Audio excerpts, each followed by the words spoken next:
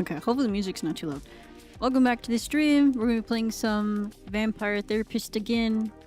I'm trying to get better at completing games, so I need to complete this one and then Cabaret, which will be on the visual novel days, but I'm kind of not on the visual novels day. I'm on the single player game, so that works.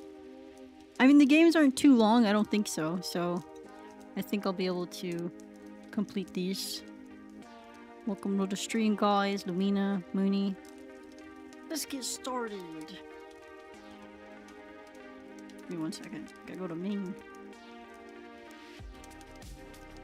Hopefully the music's not too loud though. I don't know. I don't even know if I should be playing music. I think last time I played music, hopefully it's not too loud and you can hear the people talking. If not, let me know. And I can make the music lower. So I want it to be like background noise, but I don't want to be able to hear the characters talking. Another one? I think my caseload's starting to get a little crowded. Yeah, everything fits nicely. Scylla's little webcam up there. The game. I kind of figured maybe...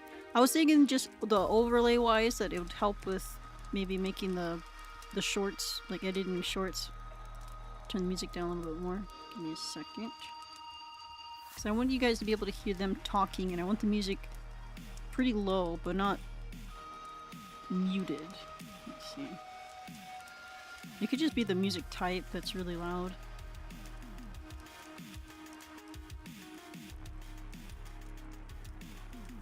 Let's see.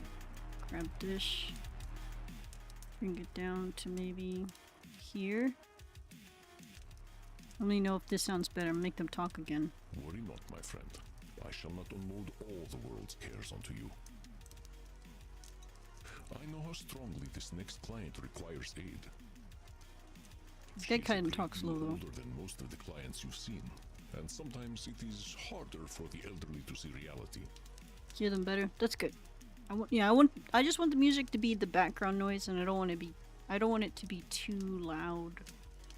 But I just want there to be some kind of music as well. Let me turn it down for myself real quick. There. It took me far too long to do so. Is she as old as you are? Not nearly. Thus, she should be more ready for change than I was. Yeah, put the music to -45 and the game sound is at -35. Your last vampire therapist short had it. I had to basically pull their voices from their stomach to hear it over the music, but it worked. So, but it sounds good now though. Like everything sounds good. You can hear them perfect. You hear the music, but it's not overbearing. Okay. So I don't want it to be like overstimulating, like too much things going on. Take a look at her intake form. Let's see. Intake form. Medie? Is that her name? Age 1,804 years old. Female. Origin Bronze Age. Intake information. Oh, thanks for the raid. Hello, Wheezy. Oh, you're playing Outlast. Yeah, there it goes. Who was playing Outlast over at twitch.tv/WheezyCat. Thanks for the follows, and thanks for the raid. I'm gonna be playing some Vampire Therapist today. If you guys are into vampire games and into LGBTQ-friendly visual novels, you might be interested. But yeah, thanks for the raid. Really appreciate it. Hello, Lee. Oh yeah, I have an auto shout out. I was working on that. The Scylla robot will auto shout out. So I don't have to. If you raid with a party of at least like 1 and above, it should auto shout out anybody that raids in. Might as well just replace me with the bot. No. You're still needed. You're still needed. Oh yeah, okay, so I was reading her intake form. Her name's Medie. I'm assuming. There's a B in the back of her name. An elderly vampire like myself, Medie. Maybe they just spelled it wrong up there. Has lived mostly alone for the past 2 millennia. She grew up among wanton violence between Irish clan warlords and has since kept distance between herself and mortals. She now spends more of her time online, where she has become a streaming celebrity. I do not know what this means, but perhaps a younger vampire might. She has expressed frustration at the increasing demands of her followers, suggesting be patient with the elderly. So she's older than me, so I have to be patient with her. Dang, she died young. Makes me wonder why I waited so long to kick the bucket. Could have left her nicer looking corpse. Alas, death does not often allow us to have much choice in the matter. Says here she doesn't leave home unless she has to. Indeed, it is a puzzle, as elder vampires can often be. I sure do hope I can help her. You will do your This best, one's I me, know. I'm the cowboy. Let me allow you some And this privacy. guy right here is Andromachos, or whatever. I'm gonna just say Andro. Or they called him Andy, I think.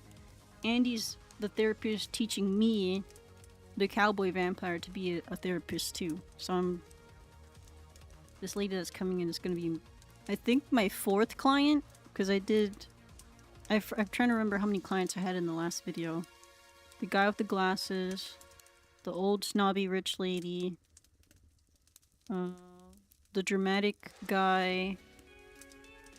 I think it was my 4th one. My 4th client. Here she comes. Hello? I like her hair. Let's see. Hey Medie. there, how do I say your name? Is it Medbug or Medbee? Medie?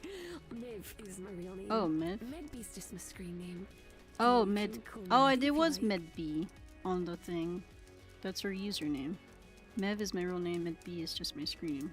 Call me Medie. Oh, mighty fine meeting you, Medie. I'm Sam. I need to figure out how to get rid of this. I keep telling myself I'm gonna do that and I just forget. There. Ignore the grab tap. I don't even know what that is. I think I was just looking at stuff on Stream Elements and now it just keeps posting on my chat. I don't know how to get rid of it. Is that who you are?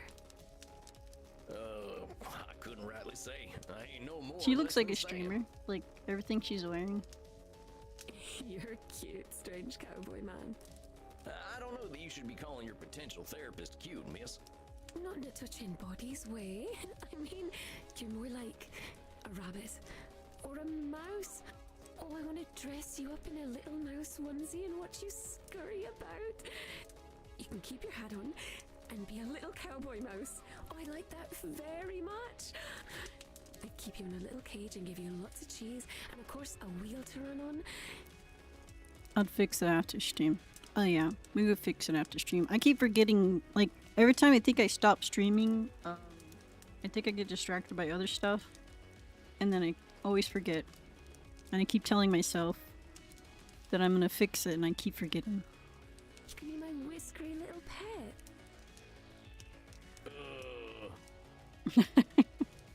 This guy, I'm uncomfortable. What is the matter, Samuel? She wants to make me a rat. I think I'm out of my depth here, Chief. I ain't keen to be anyone's pet. Older vampires such as myself can sometimes be uncomfortable to be around. I believe this will be an excellent challenge in setting boundaries, Samuel. Explain to Setting me your boundaries. You will be modeling positive behavior and saving yourself a little trouble. Yeah, just a little. All the more reason to be clear and polite right now. Good luck, Samuel. I know you can do it. You look distracted, little mouse. Have you smelt a bit of cheese? Did your whiskers twitch? Please, weird. All right, miss, before we keep going, I think we need to set a few boundaries. I'm not your pet, and I don't want to eat no cheese. I don't want to wear a onesie. I don't eat cheese. I don't want to live in a cage. I think that about covers my boundaries. So I'm guessing I'm supposed to go one by one, maybe? I don't want to wear a First of onesie. all, I ain't gonna wear no onesie. I don't think I could find one that'd fit. I could sew one for you. I would make the neck hole really big so that your funny hat would fit right through it. Okay, well maybe I wasn't being clear. I don't want to wear a onesie. But it would make me happy.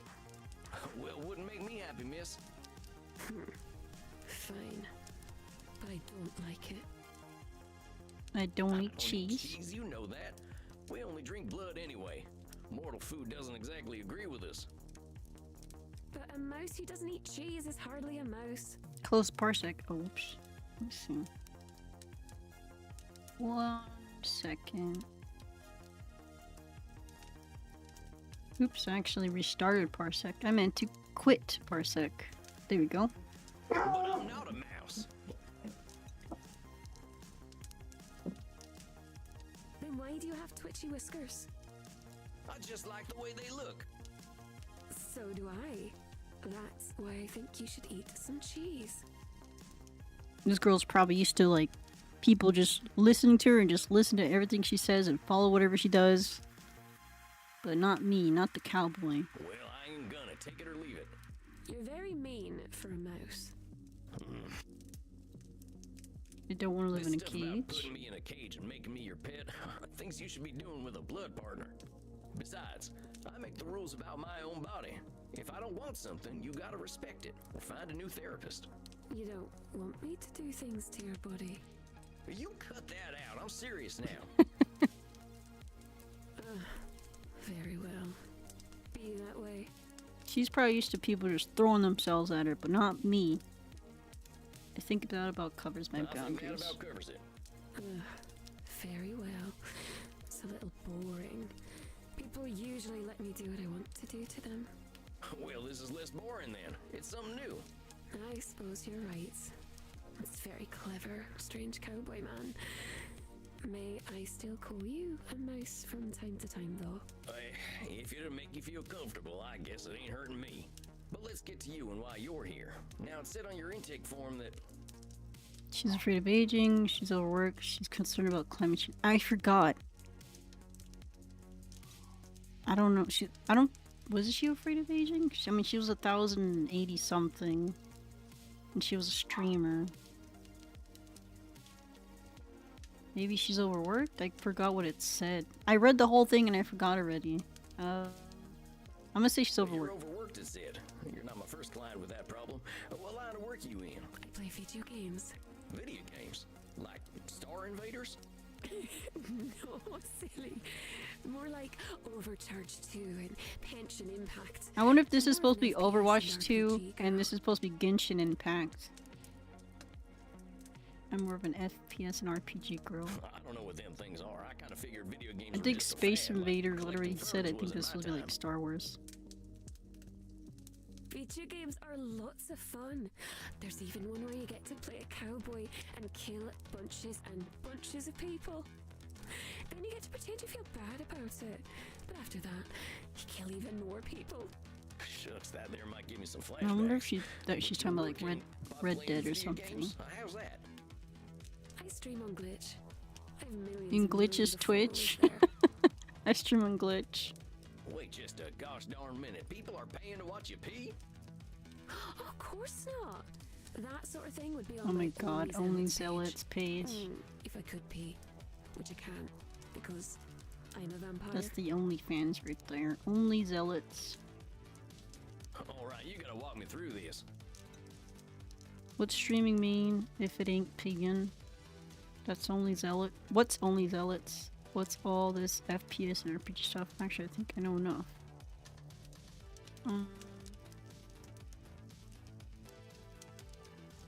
What's streaming mean if it ain't pagan? I guess like, what's the FPS and What's all RPG this stuff? RPG and FPS stuff? Role-playing games and first-person shooters. Kinda dark to be playing games about the first person you ever shot. That ain't a good moment. You're extra silly. It's a video game with a first-person perspective.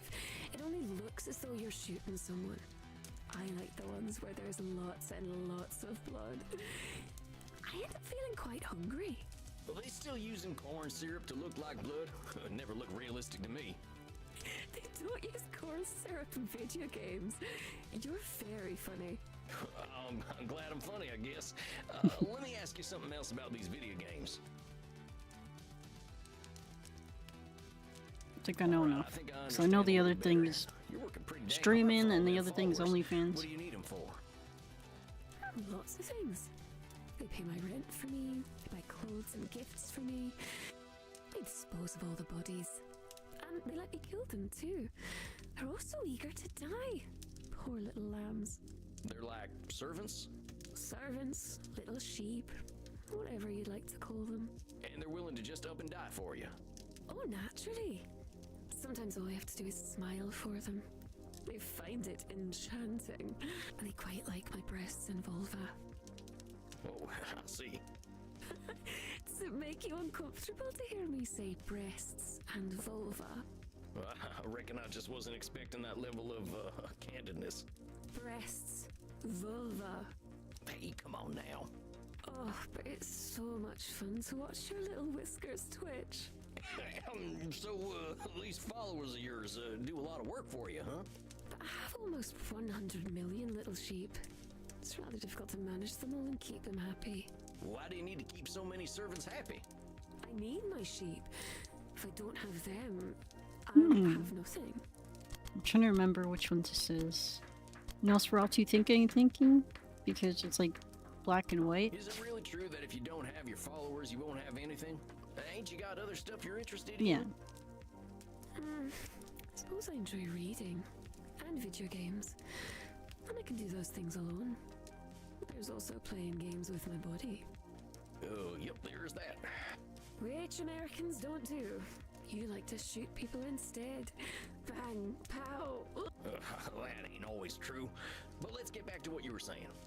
If I don't make them all happy, they'll turn against me. If I don't make them all happy, they'll turn against me. Oh, it's not a should statement, because she would have said I should or something.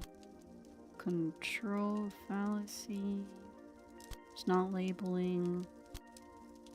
Not disqualifying the positive.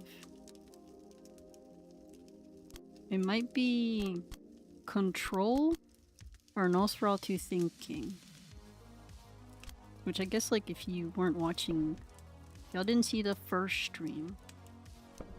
Oh, where's my little journal that explains things? Here's my journal.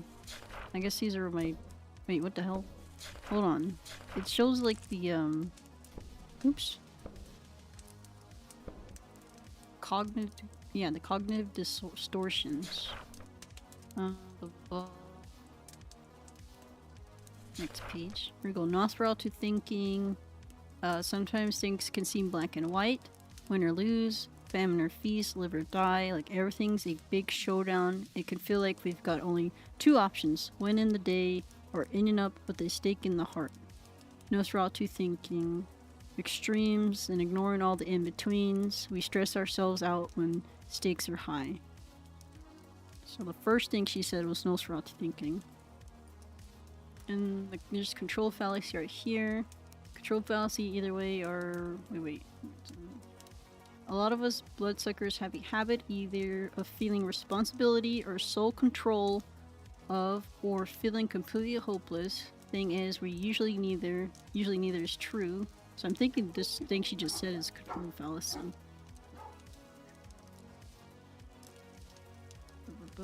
Touchable. Labeling is like when you label yourself, like if you say I'm an idiot or something. That's the labeling. And should statements is like I should do this or something like that. I'm a vampire. I should live in a castle. Is like a should statement. The labeling is I missed that shot. I'm such a butterfingers. And disqualifies in the positive is like example. The three Stooges just smacked each other in the head a bunch, though I still like them. Yeah, I guess I can turn into a bat, but any vampire with their fangs can do that. Basically, like, you're disqualifying every positive things or something that you can do. But I think this right here is a control fallacy. Oh, wait a minute, that's one of them double control fallacies. A control fallacy? What is that, manling? It's the idea that you either have complete control over something or no control over something. The idea that you can make everyone happy is something that ain't in anyone's power. And assuming you have no control and they'll all turn against you ain't true either. That is true, I suppose. I can do things you couldn't dream of. But I won't show them to you because you're an American. That is much appreciated, miss. And now about the stuff you were saying. All I'll be is the lonely, crazy girl with a flat full of stinky corpses. Okay, that sounds like labeling, because lonely, crazy girl. Let's ease off them labeling terms. Don't go calling yourself crazy. But I am crazy. And I know how strange I sound to these short-lived creatures. I reckon I might sound the same if I were around as long as you and seen some of the stuff you've seen. Besides, crazy ain't got any kind of real meaning. What's sane? You've been around a while, you know them definitions change all the time. I suppose that's true. Don't think any of us are really sane. I think that's a heck of a lot closer to the truth. I just want to look at my body parts anyway. Don't know much else to share, it seems. So she realized she has a whole army of simps. They just want to look at her body parts anyways. I don't have much else to share, it seems. It's not a should. Don't think it's control. It's not labeling. I don't think it's labeling. Oh, disqualifying, I think, because I'm pretty sure she is. Maybe. I think it's disqualifying the positive. Oh, now, you've been around for nearly 2,000 years. How in the heck could you have nothing to offer? Exactly. She's been around for almost 2,000 years. She got more than just her body parts. I'm sure you could tell me all sorts of things about history and the places you've been to and the things you've done. If I talk about things I like, my followers abandon me. Fickle little bloodbags. I always like it when I show off, though. I mean, they're not. I wouldn't say they're your followers, anyways. If they're your followers aren't there for you, or enjoying the like watching the stuff you're doing, her as a streamer, and just there just to see the body parts, I guess. Like, not worth it. Not worth having those That's followers. the problem with your followers, not you. Yeah, that's what I'm Don't saying. go disqualifying the positive things about yourself just because they don't see them. You're very kind, Manling. If you were one of my followers, I might even let you live. A very kind gesture, miss. I can't help but think, though, I should make my little sheep happy. After all, they are willing to die for me. And that's a should statement. You say you should keep your followers happy. Do you like it when they're happy? Just because I kill my bloodbags doesn't mean I wish to be cruel. After all, they're so cute when they die with smiles on their precious little faces. I'm glad to hear that, but here's the thing. When you say you should make them happy, you turn it into a responsibility. If you got 100 million people you should please, that's pressure you don't need. Get what I'm saying? You are too sweet, little mouse. Like a sugar mouse. Someone might try to eat you. Heck, they already did. How do you think I turned into a vampire? You make me seem very silly for worrying so much about my blood bags. I'm not a very good vampire, am I? Well, what's a good vampire supposed to do? And my blood father used to tell me that we were supposed to be gods. Told me that we would rule all humanity. I imagine he'd be ever so disappointed in me. Well, blood parents are always complicated.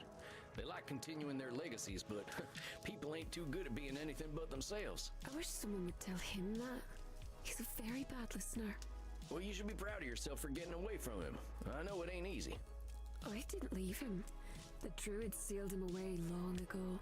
He'll slow our soul when he escapes. And there will be nothing we can do. Oh, it's gonna be ever so much blood.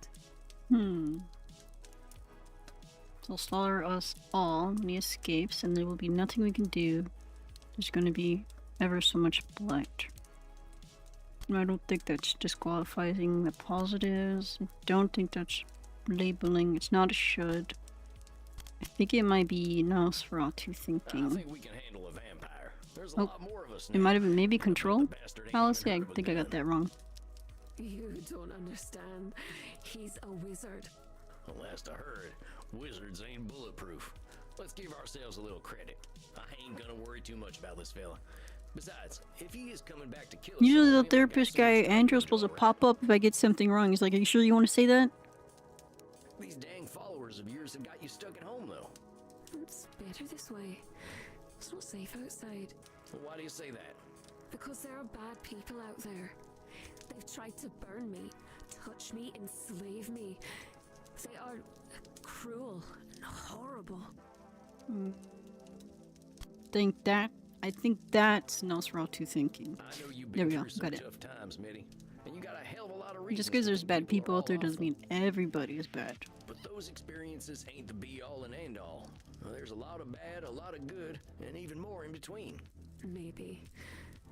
But it's safer to assume that it's all bad. Mortals are very afraid, and when mortals are afraid, they are quite cruel. That's more of that all-or-nothing thinking. There's billions of people out there now, and more differences between each and every one of them than you'd expect. But I don't need to endanger myself anymore. I have my sheep. I'm sure we'll get to talking about them real soon. We can talk about them now. They help me stay in my flat. If I stay in one place, I have power. Instead of them burning me, I can burn them. And touch them and enslave them. Control. With all due respect, miss. Very controlling the way Sunshine she's saying here. all that. Life is always going to change. That's the one thing we can be sure of. Your retreating from society is only going to make it harder to face the changes ahead. Such as when the machines arrived. What machines are you talking about? The ones in the factories. The ones who made me leave the bog. Did not like that very much. Not at all. Oh, look, I didn't want to upset you. You're here to handle the world a little better, and that means being honest about what might happen. That makes sense? Yes. The machines keep getting stronger. I should be ready for them. All right. Well, let's keep talking. What machine she's talking about? It's very vague. They used to call me Calich Namona, the witch of the bogs. I like it that way. That's a label. Hold on a sec, Medie. I get that there's safety in people That's a thinking you're label. some kind of monster. But what I can't abide is you calling yourself one. Names have power. You know what they used to call me? Fuzzy McWhiskers. Scaly Tail Sam. Ooh, Scurrying Sam. They called me Slaughtering Sam. And as you might imagine, I didn't earn many friends with that name. That's not very cute at all. No, it ain't. I didn't feel cute neither. I felt like an evil bastard, and that ain't a good feeling. It didn't say I liked being a monster. It just makes me feel safe. Then let's find a way to help you feel safe without calling yourself a monster then, huh? But keep going. If I want to be safe, I should That's a show them should. what a monster I really am from the safety of my lair. Should. Why should you show them what a monster you are? So that they'll know to stay away, of course. And is that the only way people will stay away? It's the way I know. I used to put severed heads outside my cottage, but policemen don't like that very much. So what if I said you should protect yourself by putting severed heads outside your place again? I'd say you should learn otherwise. The police can be very mean. That's what I mean. Should doesn't allow a lot of wiggle room. It might seem like it's just words, but them words can lock us up tighter in a bank vault. But let's keep talking. Living alone is the life I know, anyway. Well, I've known for millennia. I can't survive in society now. Living alone is the life I know anyway.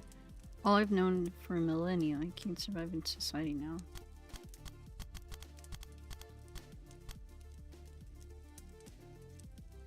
That's either disqualifying or Nosferatu, I think. We Dang it, I ancient messed up. vampires are very See this few. guy right here? He's supposed to I pop can when tell I you mess with up. some certainty that your client is very good at hiding her true capabilities. Living alone, You know, Disqualifying. You're what, some 1,800 years old? You're older than any government on Earth. You've seen the world change in ways none of us could dream of. Hell, you basically won the internet, and I can barely open up my Vmail program. And you're way more capable than you're giving yourself credit for. I suppose that's true.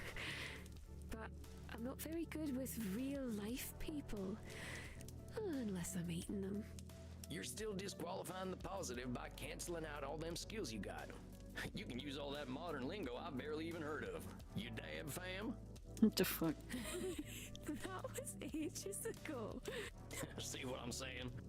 You are very clever, I sweetie. don't think anyone says dab anymore. It is easy to forget how small and weak Do mortals they? are. I don't know. But the world is a big place full of things that might try to hurt me. I didn't hear you ever say that. Well, before you You face the lying. world, why don't we start with your neighborhood? Let's start slow. Take a walk around your block, 15 minutes a day. Just spend a little time outside looking at the moon. I suppose if anyone tries to hurt me, I should be able to kill them or enslave them. Very well, strange cowboy man. If anyone does kill me, I'll simply become a ghost. Then I can whisk myself up your bottom with a little ghost needle and poke at your guts. I don't think it'll come to that. Just spend some time outside I and think, see how you yeah, I feel. feel like We'll this talk girl again in a shouldn't be month. scared of Sound anything. good? She's a 1,000-year-old vampire. Very well. I suppose my followers outside must be eager to carry my coffin home. I promised I would eat them when we got there, so shouldn't keep them waiting. Farewell then, little mouse. Hoo-wee! Well done, my friend. You seem a little out of sorts. Are you quite all right? She was something else. Like so many of our kind, she simply struggles to adjust to a constantly changing world. I think you will be of great help to her. She clearly likes you. That's what I'm afraid of. You are under my protection while you are here, Samuel. I guarantee no ghosts will travel up your posterior. You have done excellent work. How would he tonight. stop that? How would he Please, prevent ghosts from relax going up my downstairs. booty? Summer, rest in peace, my friend.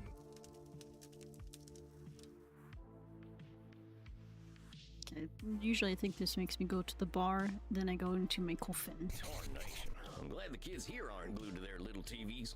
I wonder why that is. I'll bet Crimson knows. Giddy up, little doggy. I ain't heard that one in a while. Truth is, I'm running out of cowboy terms. What can I get you, handsome? How about a kind ear for my troubles? You got a real old school way of seeing bartenders. But in this case, you're right. I am a good listener. Lay it on me. I got this new client. Makes me feel old. 250-year-old man feels old, huh? Yeah. But seriously, I thought I understood people, but she's from another time, like. I've been around a long time, and I ain't seen nothing quite like this internet. But my client lives there. And you think you can't help her because you don't understand the internet? Say you did help her. Say you're not sure. Hmm? I reckon I can be of some aid. Just gotta figure out all this technology. My dial-up modem might not be up to today's standard. Maybe you were right. You are ancient. But I'm glad you're feeling confident, cowboy. A vampire who can adapt is a mighty fine one. Gosh. Here's the thing, cowboy. Nobody understands the internet. I don't feel old yet, though. Still just glad to be alive, thanks to Andy's blood. Oh, yeah? I know you've been curious about why I've been drinking vampire blood.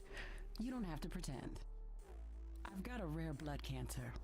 Andy's blood is what's keeping me alive. Oh, I'm real sorry. I didn't say I was dying. I said I had cancer. Stop making that face. I'm just glad I found Andy. Don't think I was quite ready to die.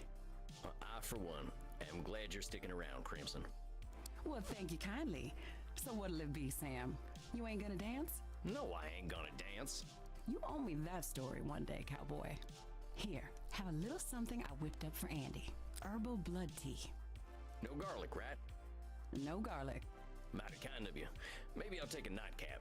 You have yourself a fine night, Crimson. Adios, muchacho. She's always giving me things like little blood vials and stuff like that, but can I actually drink them? I think that's my Because last right client for here, a it's while. sittle in my little caseload's big coffin. enough. I'm starting to get A overwhelmed. little blood vial she gave me. Maybe something from one of my books will inspire me. But then again, I could watch cartoons instead. Let's see, should we read a poem, watch a cartoon, or go to sleep? Let's watch a cartoon. I used to have a crush on Betty Boop, and I ain't ashamed. I don't know if I should watch the whole thing. Last time I sat here and I watched the whole episode of The Three Stooges. Should I watch the whole episode of Betty Boop? I'm not sure if it's gonna be the whole episode, actually.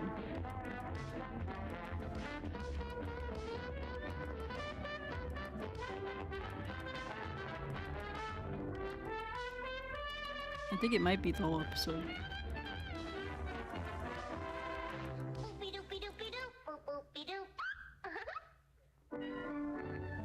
What's this? Are they showing us how to draw Betty Boop?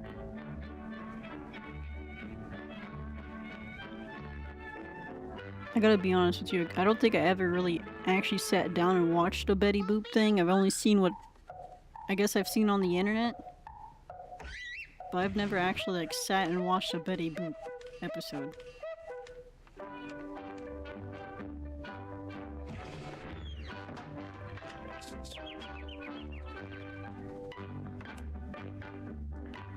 Good night, Betty.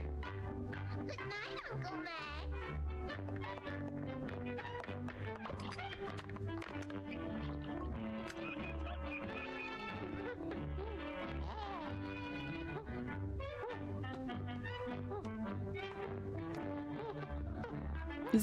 Is this how most Betty Boop episodes are? Is she just like a drawing that comes to life?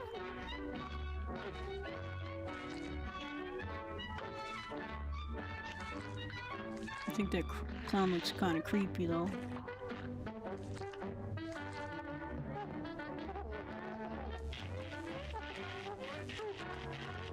Toothache? Eating too much sugar.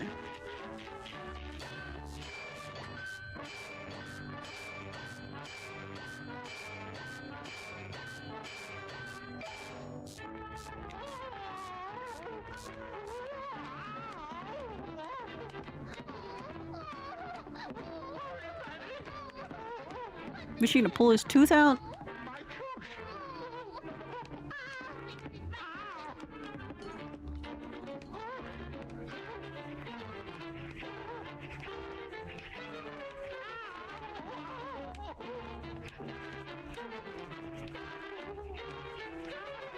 She's really drawing the whole dentist setup.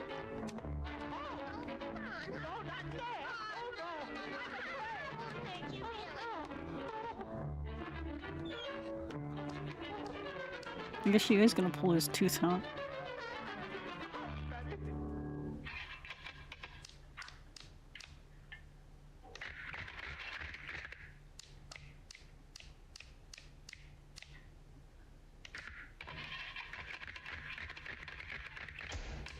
Is this the visual representation of her pulling his tooth out? Or like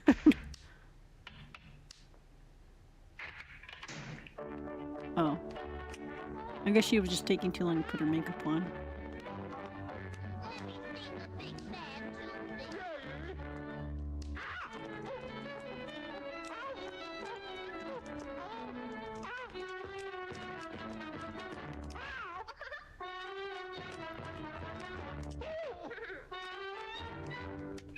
She doesn't even give him any, like, anything for his pain. Aren't you supposed to put, like, the teeth, like, the tooth to sleep or something? Like, the gums?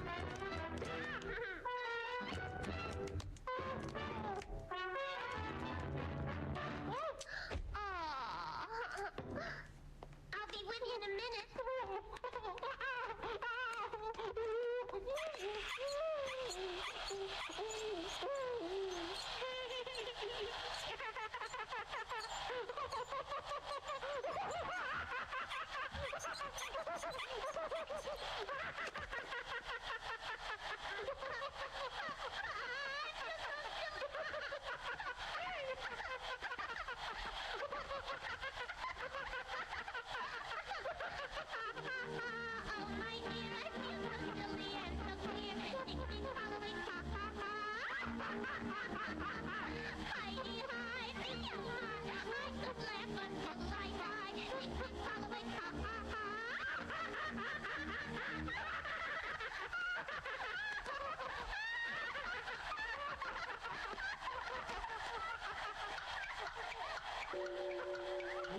I'm just trying to figure out if they're gonna solve his, like, tooth problem.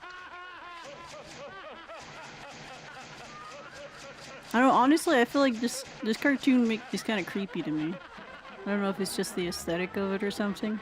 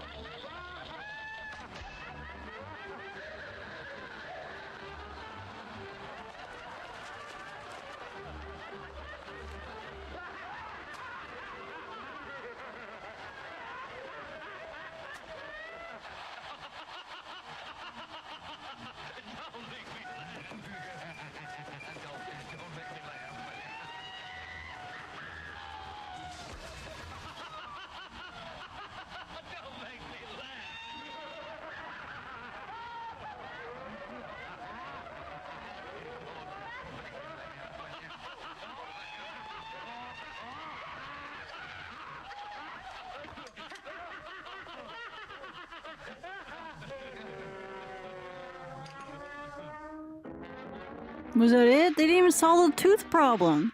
He still has a toothache. She never pulled his tooth out. That didn't solve anything. That was... I don't want to watch this anymore. Well, they don't make them like they used to. I think that's enough action for one night. Time I got me some shut-eye. Good night, son.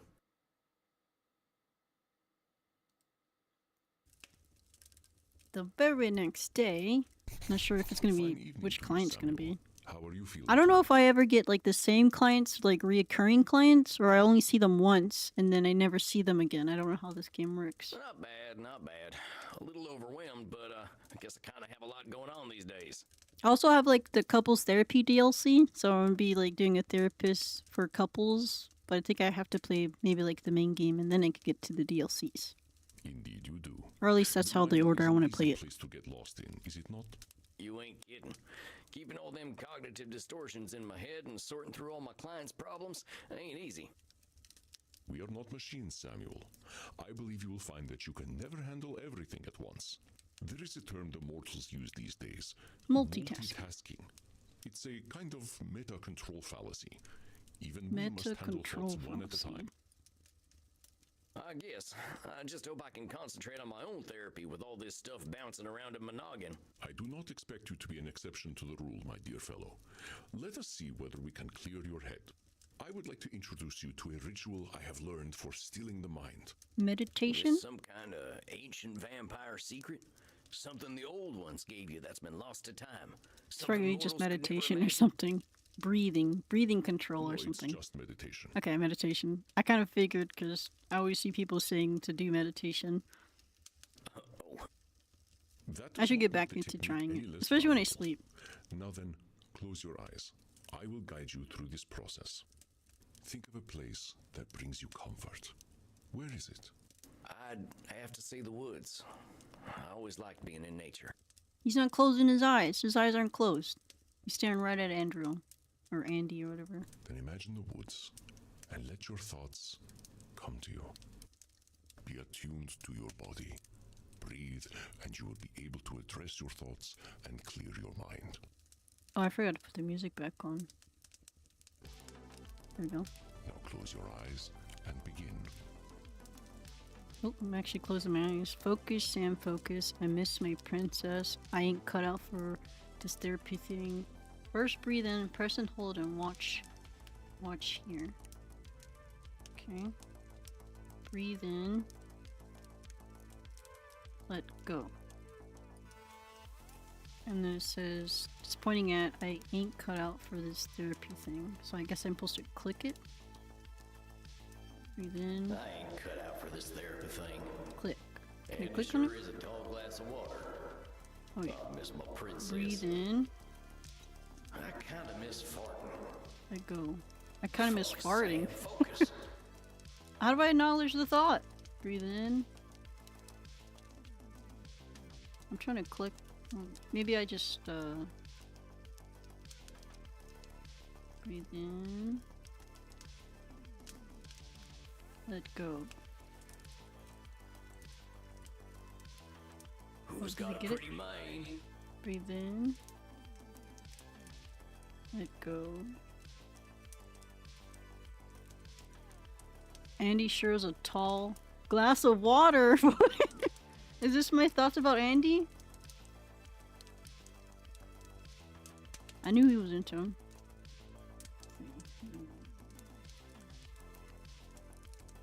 Wonder what's on Batflix. Netflix.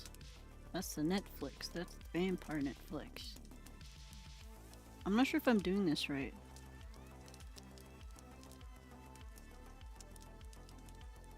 It says acknowledge thought and I don't know what it's supposed to be. Am I supposed to just hover over it? Breathe in. Then it breathes out. Should I hook up with Reinhardt?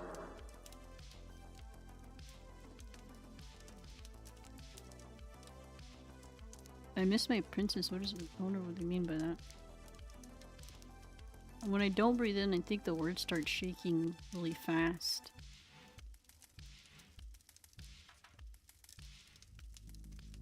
I breathe in. What thought am I supposed to acknowledge? Like, I don't know if I'm supposed to I'm just. so bad at meditating. I'm doing a bad job at meditating with him. Let's see, breathe in, and I think I just hover over, because it looks like it makes the thought kind of go away or something. Or makes it look like it disappears. I like Right blood there. from San Antonio, not New York City.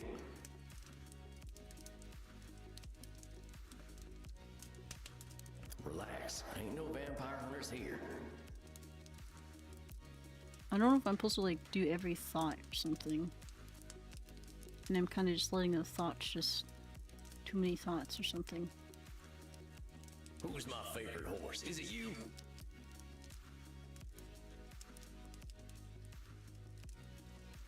I think I'm maybe getting rid of all the thoughts. I think that's what I'm supposed to be doing. So hover over it, disappears, hover over it.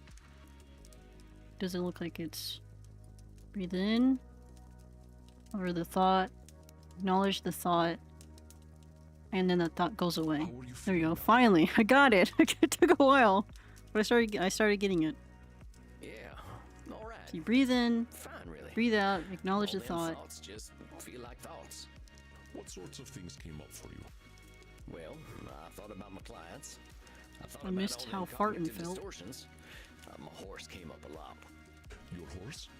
Yeah, Princess. Oh, Princess She is was the my horse horse. back when I was alive. I still think about her every day. I can't really stop. I understand. I have bonded with many horses in my own life.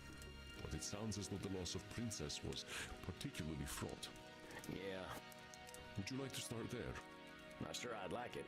But seeing as it's come up, maybe we should talk about what happened to her. It's got a lot to do with my old gang. Did they I kill mentioned them Princess? before. Well, the Mystic Bastards was their name. They were the gang to join if you had nothing to lose, and I had nothing to lose. That sounds Except like some Princess. wonderful thinking, my friend. Oh, I can see that now. But it turned out I still did have something to lose. And they took that from me to prove my loyalty. They took my princess. Killed her in cold blood. And made me watch the whole thing. They made sure she saw me too. Oh, Samuel, I am so sorry. I just stood there. Watching her dying. With them big eyes looking at me like she knew I betrayed her. They knew what it would take to break me. And it's my fault for letting them do it. But Samuel, these mystic bastards, it sounds as though these loyalty tests were a cruel, mechanical part of their indoctrination process. Sound like you're joining a cult. These are the actions of a cult. Yeah, that's No exactly, special care for exactly you or Andy. your princess. Well, sure as shit worked. They knew where to hit me, and it's my fault for letting it happen. What they did, Samuel, had little to do with you personally. You were vulnerable, and they took advantage. This is what cults do. But Samuel, you are exhibiting a cognitive distortion known as personalization. You are attributing the Mystic Bastard's actions entirely to your own supposed failings. Oh, hello, Fumiko. Hope you're having a good day. Thank you. While it is Playing some natural to vampire use those therapy. force, holding yourself solely Oh, my bad. responsible is Vampire neither fair therapist. nor accurate. It's part 2 of me playing it? Yeah, part 2. Hold on a sec, my head's hurting. I can't hold on to all them distortions all the time. Ain't personalization a lot like a control fallacy? Okay, so personalization's An another astute term. observation, Samuel. Okay. Personalizations are often a form of control fallacy. Oh. While control fallacies often manifest as a belief that you have more control over like an umbrella external term, events maybe? than is actually the case. Personalization is a more specific Specific tendency to believe tendency. that external events are reactions to you. But let us leave control fallacies out of the picture for now. You are correct that keeping all distortions in mind at once is unrealistic. I would not interrupt your thoughts if I did not think personalization important. You are shouldering the blame for Princess's death. I can see that. Well, if it ain't my fault, who else's is it? The Mystic Bastards, of course. Let me put it into perspective for you. I mean, that's I true will make a because series of he didn't kill the statements, horse. and you help They me killed the identify horse. The personalization distortion. I overslept in my coffin because I forgot to set my alarm. And that's the personalization? Oh, that's the personalization, ain't it? No, Samuel. If I forgot to set my alarm, that was my inaction or inaction. It is not a distortion to acknowledge this fact. Dang. It's got it all right, wrong. Samuel. Let's keep going. I beat Crimson's neck last night and missed the vein because I was distracted. It was entirely my fault. Is that personalization? That's the personalization. There's a million reasons why you might miss a vein. Sometimes finding the right one can be tricky. But I admitted that I was distracted. In this case, I am clearly the cause of my accident. Oh, that's true, that's and true. It is no distortion to say You're so. right. I guess that makes sense. Let me continue. Batflix raised my subscription price again because they knew I would pay no matter what.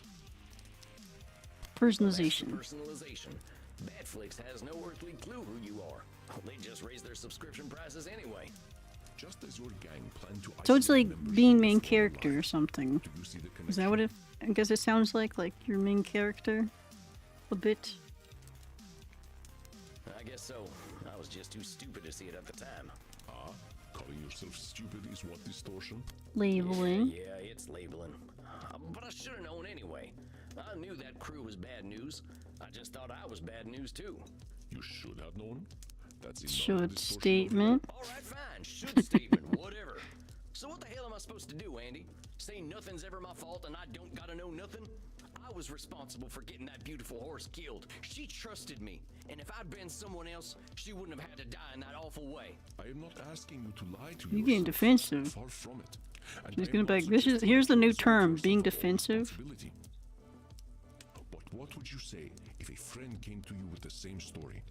Would you tell them what they should have done? Would you call them stupid? You said yourself that you joined your gang because they were the gang to join if you had nothing to lose. I do not think this is a circumstance most people choose. Yeah, I suppose. Remember, Samuel, we are trying to reframe our thinking by clarifying these distortions. I know it may feel as though I am picking on you, but I am not. Let us forget what you should have done to make room for a different distortion. You are drawing a direct link from your Emotional to the reasoning. death of your horse. This is a distortion. Is my built emotional labels reasoning. changing? I see it slowly pushing them out.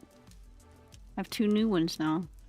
I understand the guilt you feel, Samuel, but your guilt does not act on its own. This terrible thing, it did happen. And some choices you made undoubtedly created the circumstances for it to occur. You are not blameless, but let us restrict your blame to what you have actually done. I'm sorry.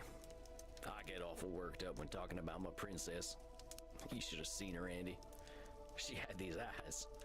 She looked right into my tainted soul and still loved me. I understand, Samuel. We feel tremendous guilt when we fail an animal. When we look at reality, it is not to dismiss our burdens, but to process them fairly.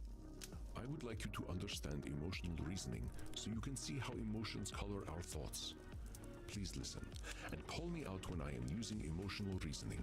I feel anxious. Perhaps it is the garlic naan I smell from the Indian restaurant next door. I'm gonna keep Well, that's some selecting this emotional until you reasoning. correct me, Andy. You're connecting your anxiety to the garlic next door.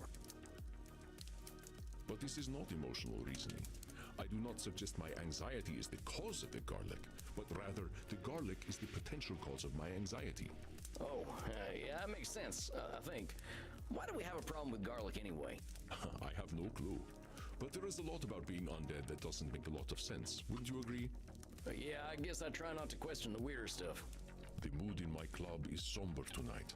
I am sure it is a reflection of my own dark mood. That's the emotional reasoning right there. I don't think them folk in the club know too much about how you're feeling. Exactly. Our It's like emotions projecting and your fear are emotions onto encompassing, others. And that is purely biological. We are animals, Samuel. There is a small cluster of brain tissue at the base of the cranium that tells us we are safe or that we are about to die. The complexity of our existence is at odds with our biology, but we have the logic to recognize it. Well, if reincarnation's a thing, I think I'd rather come back as a horse. It is indeed a boon and a curse to have human complexity of thought. No kidding. If I were a horse, I'd know better than to join any cowboy gang, let alone the Mystic Bastards. I'd be happy with a bag of oats and a field to run around in. How did you end up with the Mystic Bastards in the first place? Well, like I said, I didn't have much choice. Nobody would have taken me in at that point, except a hangman maybe. I wasn't a vampire yet, so hanging didn't sound too appealing. The last job I did got my brother killed, and after that, my wife left with my daughter and I never saw him again. Can't say I blame her. I didn't have nobody. Ain't no surprise that a vampire gang would be the only people to take me in. Aha, so that is how you turned. Yes, sir. It wasn't pleasant. Not the candlelight and writhing body sort of affair you see in mortal vampire stories. That is terrible, Samuel. The turning is never easy. How did they find you? That job that got my brother killed, we partnered up with one of them Mystic Bastards for it. He knew where to find me. And he knew you were vulnerable and that you had no place to go. I've thought about that. Were they setting me up all along? Maybe. But whether they were or not, I really didn't have any place to go. I know when them wanted dead or alive posters go up, folk find dead easier and more fun. People saw me as outlaw scum when I was a kid, and there was no way they were going to be kinder knowing I was in a gang. You know this for a fact. You are certain that no one would have any pity on you at all. That your only recourse was to join your gang. I feel like that's what a lot of people do these days. Well, younger people, I guess, join gangs. I guess I don't actually know that no one but the bastards would have taken me in.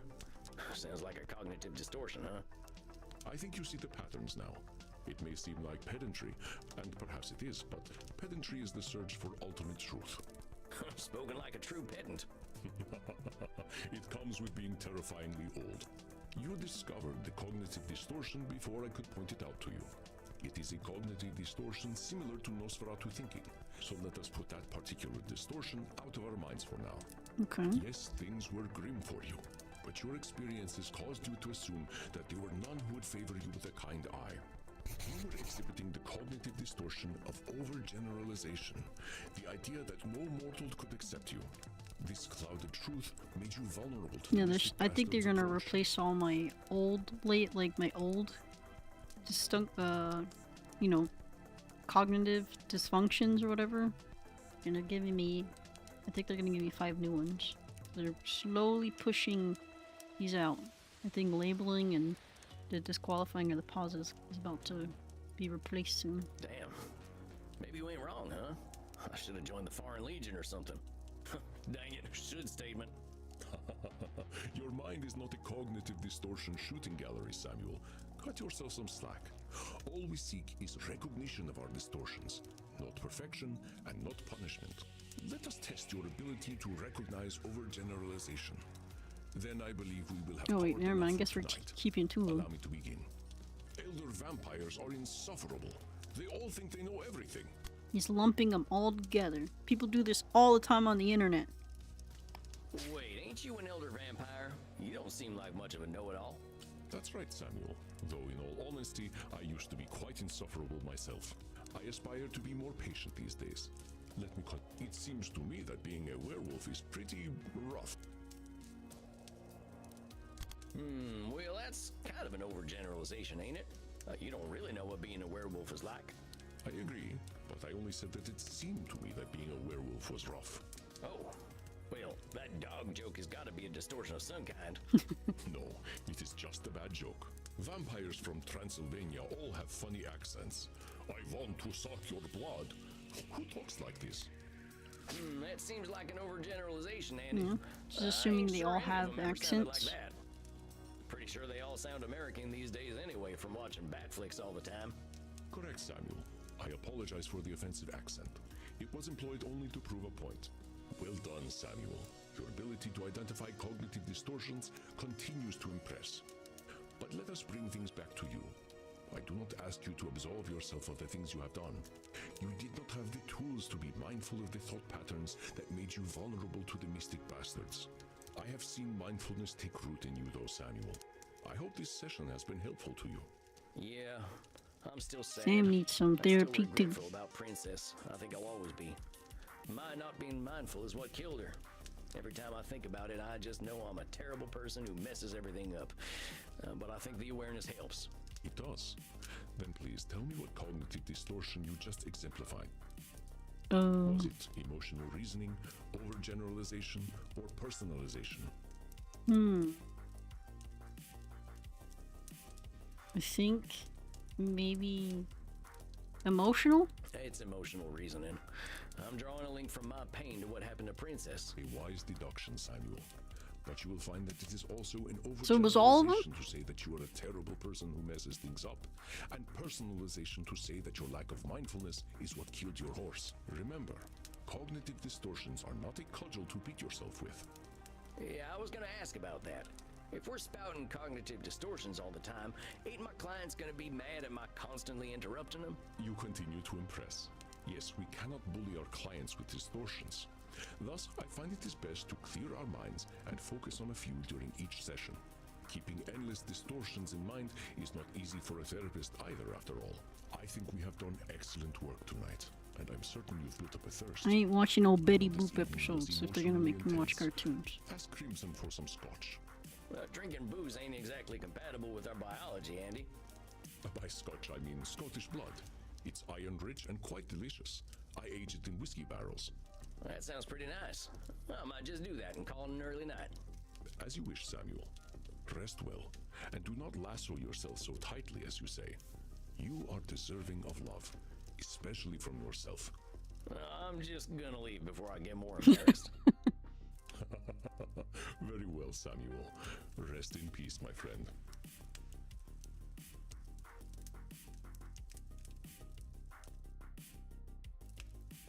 I gotta let Syllable Bill out soon. Samuel, greetings. You were seeing Dr. Drain again tonight, yes? Dr. Drano, that's the guy with the glasses, I think. I'll be right back, though. I'm gonna let my dog out real quick. Be right back.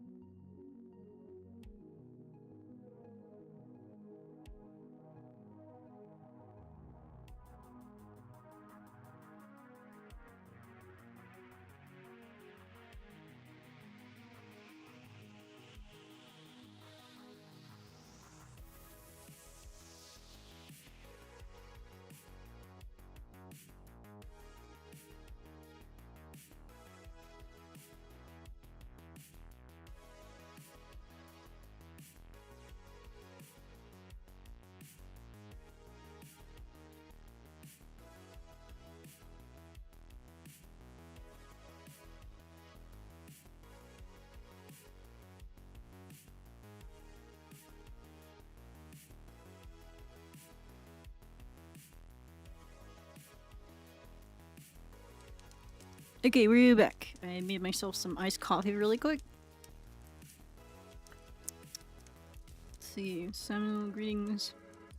Oh yeah, we're seeing Dr. Drain again, which I guess you actually do re-see some clients, because I think Dr. Drain was my first client. Keen to see how he's getting on. That fella's got himself wrapped up real tight. He's the one, I think he had a blood addiction. It takes a while for thoughts to internalize, even when we know the truth of them logically. It took me only 2,800 years or so to internalize what I needed. I don't think the doc's gonna be too keen to wait that long. I do not think he will. I don't know the time frame of from when I last saw him, but it has to be a couple of weeks. Oh gosh, I barely know what I'm doing, boss. I'm not sure I I can keep think. track of all these new distortions I know about. I do not expect you to. We humans are distortion machines, my friend. Oh, you guys are gonna see Scylla in her raincoat, by the way. I just came from outside, and there's a snowstorm happening, and it's cold rain, so she's wearing her raincoat right now. And you guys have to look at her wearing it. But let us ensure we address Dr. Drain's core. Now tell her she's cute. You know what it is, don't you? Just stare at the camera. Let's see. But let's ensure Dr. Drain's core distortion. You know what it is, don't you? Redeem a doggo treat. She is cute. Oh, she sees me reaching for the bag. She looked up immediately. Hold on, you gotta get back in camera. You gotta get back in the camera. Let people see you. Sit on the bed. On the bed? There you go. Wait, they don't see you. Right here. Wait. There we go. I'm losing where the camera is. Ooh, big nose. One more. Here you go. How? Just biting my fingers. Those aren't treats. Okay, you gotta wait another hour. You gotta wait now. Okay, so Dr. Drain had a blood addiction, and I think he kept disqualifying like all the good stuff he did in his life but he is also a big old grumpus. I think he was also saying should statements, but I'm gonna go with disqualifying the It's positives. disqualifying the positive, ain't it? Dr. Drain does indeed exhibit this cognitive distortion, as we all do. But there is a distortion that truly drives his decision making. I think you can tell me what it is. Oh, I guess it was the should one. That fella's a should statement machine, I'll tell you what. I'll tell you what. That's right.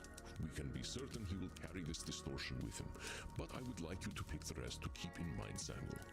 Up until this point, you have addressed client distortions in small clusters. But Yeah. now that you are aware of more cognitive distortions, you will notice them everywhere. We must not use cognitive distortions as weapons to beat our clients with. So pick 4 more to keep in mind during your session. Okay. What do I do if I detect he's showing the distortions I'm putting aside?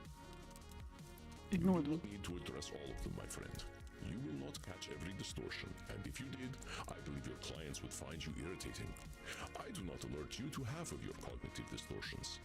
We know that Dr. Drain will exhibit should statements. What else do you think he will come to this session with? He will come with maybe labeling. Can I click this? There we go. Labeling. He will also probably, I think, disqualify the positive. All the good stuff he's done in his life, he brings up the bad only. Maybe control, and probably emotional. I don't know. Last one. Nosferatu thinking, black and white thinking, overgeneralizing things, personalization, emotional reasoning, maybe personalization. I think I've got what I need now. I hope so. I hope I picked all the 4 right ones. Very good, Samuel. I will leave you to it. You didn't even tell me, like, are you sure about that? It is well earned. I guess I just gotta believe you. All right, Andy, I'll do my best. I know you will. I will see you after your session. I Okay, think I'm bring ready. in. And here comes the man himself. Yep. Bring him on in. Dr. I know he Drain, likes see you to. again. Last time he was just complaining about a lot of stuff. Yes, well, I wish I could say the same. I have not had the most productive month. So it's been a month since I've seen him. Back on this productive wagon, huh? Last time we were talking about all them should statements. Yes, exactly. And what a waste of time that was. I took what we spoke about to heart, you know, like a fool. Like a fool. The should statements, as you so tritely put them, were the only thing holding me together. You ignored the addiction problem I came to you with. Nay, worse, you told me it was fine. And oh, how eager I was to test that theory. I have partaken of my awful plasma almost every night. I am more monster than man now. Labeling. Padre, you are a labeling machine tonight. Let's slow down and see what Because they're we're always talking calling about themselves happening. monsters. Let's start with this monster label. Last time you told me that this plasma of yours just made you let loose a little. That don't sound too monstrous to me. You forget, Sam. We are vampires. When we let loose, all the world suffers. It's like in the Vampire Diaries episode when they turn off their humanity. So he must have turned off his humanity and went crazy. Sounds to me like we could be having a fruitful conversation about moderation.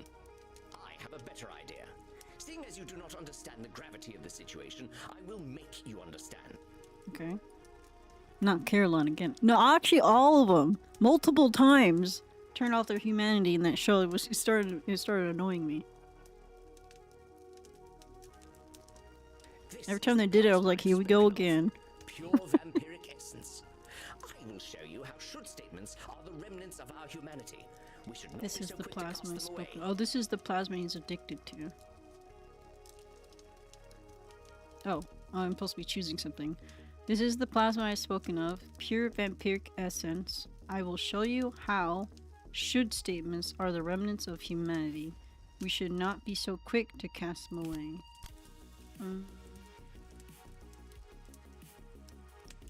Maybe a control? Dr. No? Drain is assigning himself quite an imperative. But whence came this imperative, Samuel? This is the plasma I've spoken of. pure vampiric essence. I will show you how should statements are the remnants of our humanity. We should not be so quick to Disqualifying, cast maybe? them away. No? Dr. Drain is assigning himself. Labeling? This is the plasma I've No? Drain is assigning himself quite an. This is the plasma I've spoken of. Personalization? Pure vamp- Dr. No? Drain is assigning himself quite an. Should? I Oh, agree with because you it that said should in it. statements are human, I but didn't think that's it was not gonna be a universal. should statement because it didn't That's sound what like I'm he was trying saying to I make. should There's do lots of ways to this. live, Doc. That is exactly the problem, Sam. We don't live. And this is the result most dire. Witness the wages of our sin. Now hold on a sec, Doc. I think we better. The time for caution is over. Goodbye, Sam. Wait, did I fuck up? What in hell? Oh. Did he just become a Bishonen or something? Like, now he's a bad boy, his glasses are gone, he slicked his hair back. He's all like a Rizzlord now? A vampire Rizzlord? Does it feel good to be alive? His voice doesn't Who fit are him though. you, darling? Is he about to come on to me now? I'm Sam. I'm your therapist, Doc. You know. Oh, it's like a Jekyll Hyde situation for him, I suppose. My therapist. Oh, how wonderful. How absolutely pathetic. A vampire therapist. Oh, what a sad, pathetic waste you are, Dr. Drain. Allow me to introduce Did he just myself, split? then. Is this like the movie Split? Which I was trying to figure out the name of that movie yesterday. I was talking to one of my coworkers. I was trying to figure out the movie, and the name was Split. Now I'm just remembering it. I'm a vampire. I'm also a vampire. What's he talking about? I kill, I drink, I fuck, and I'm dead sexy. I think he thinks he is a Rizzlord. Comment on his clothing, comment on his posture, comment on his lack of glasses. Where did his glasses Weren't you go? wearing glasses before? That's what I'm saying. What do you do? Throw them? I don't need glasses. Reading is what people I ain't a do when they nerd. can't find anyone to fuck, which is not a problem I face. Why does he make me think of the red pill dose now? Oh, you're missing out, fella. I got into reading after I died, and there's whole worlds to discover in books. Oh, you're so fucking boring. There's a whole world to discover up my ass as well. Well, you don't have to be so crass. Yes, I see it in your eyes. You're afraid, aren't you, American? Your Puritan blood chills at the sight What of is he me. talking about? Maybe I'll warm it up before I drain it from you and turn you into a husk with a stupid hat. I wouldn't try it. Does he not know I'm also a vampire? There's red pill Damon. I think Damon would wear something like this. You just gotta put a leather coat on him. Like a leather jacket. And then make his hair darker. Because Damon did have blue eyes that looked like this bright. I'm not you, though, am I? And I am always hungry. I'm a vampire too. I suggest you stay right where you are. Damn, I just pulled a gun out on him. A vampire with a gun? Oh, how I wonder how the rules work in this What are you world. going to do, Like, I think cowboy? in Vampire Diaries, wasn't it like the older the vampire was, the stronger they are, or something like that? So that's why the originals were like super strong. I don't know how old Drain is. What actually his name is Lord Luridus now, his alter ego, I guess. But I don't know how old he is compared to me. Nope, but I can make sure the next few months ain't fun for you. Oh, how very kind of you to care about me, darling. It'll be our dear Dr. Drain who suffers. But I need the little worm for now, so I suppose I'll let you live. Mighty kind of you. Now you just settle on down and we're gonna have a chat. Talking. We are animals. We are not meant for talking. But very well. At least give me something to drink. I can rely on your piteous human blood to do me that kindness, yes? All right, but I'm watching you, hombre. Look all you like. What am I gonna The give show him? is free. Like the drink said, what's your name gave me, Crimson? This is better than the swill I usually prefer. Oh, I guess I gave him something. I don't see what I gave him, but he's drinking something now.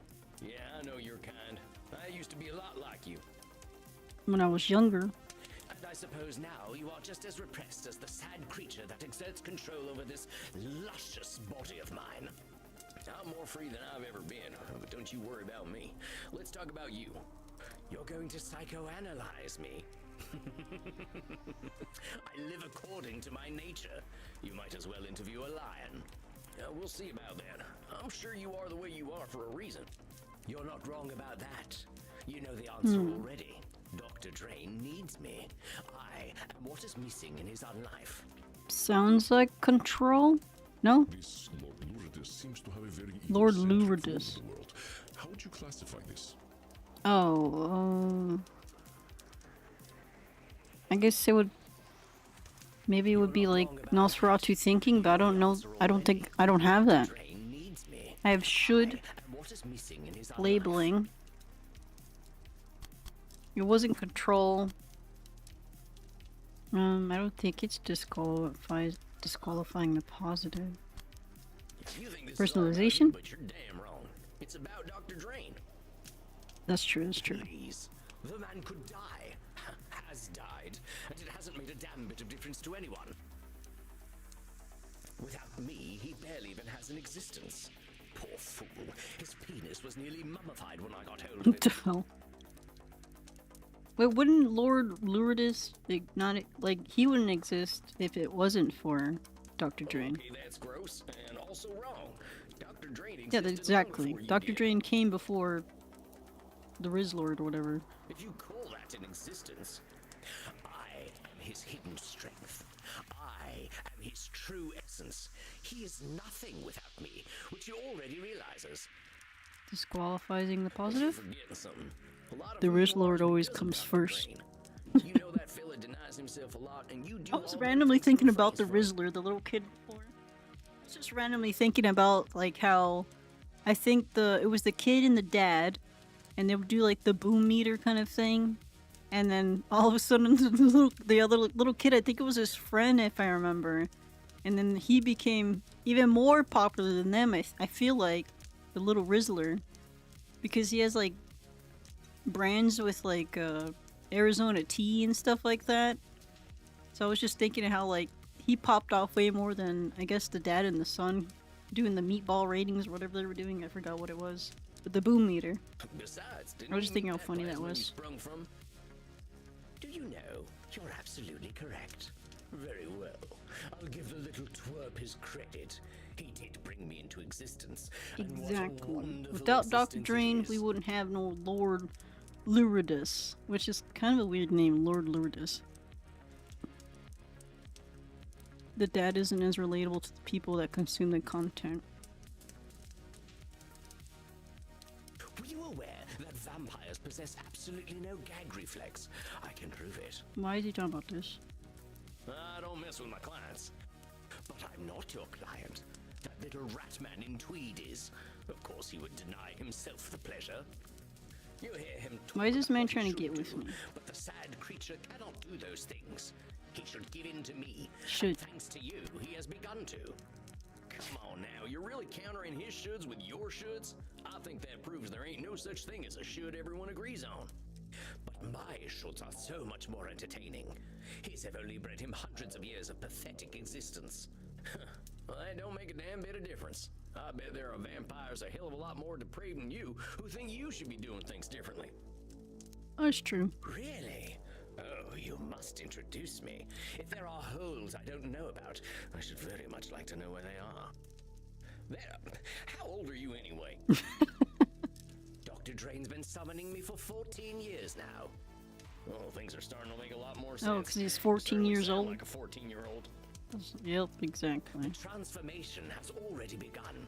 I will subsume him. His body and his mind will belong to me completely, and Dr. Drain will cease to be. The transformation's already begun. It was his body.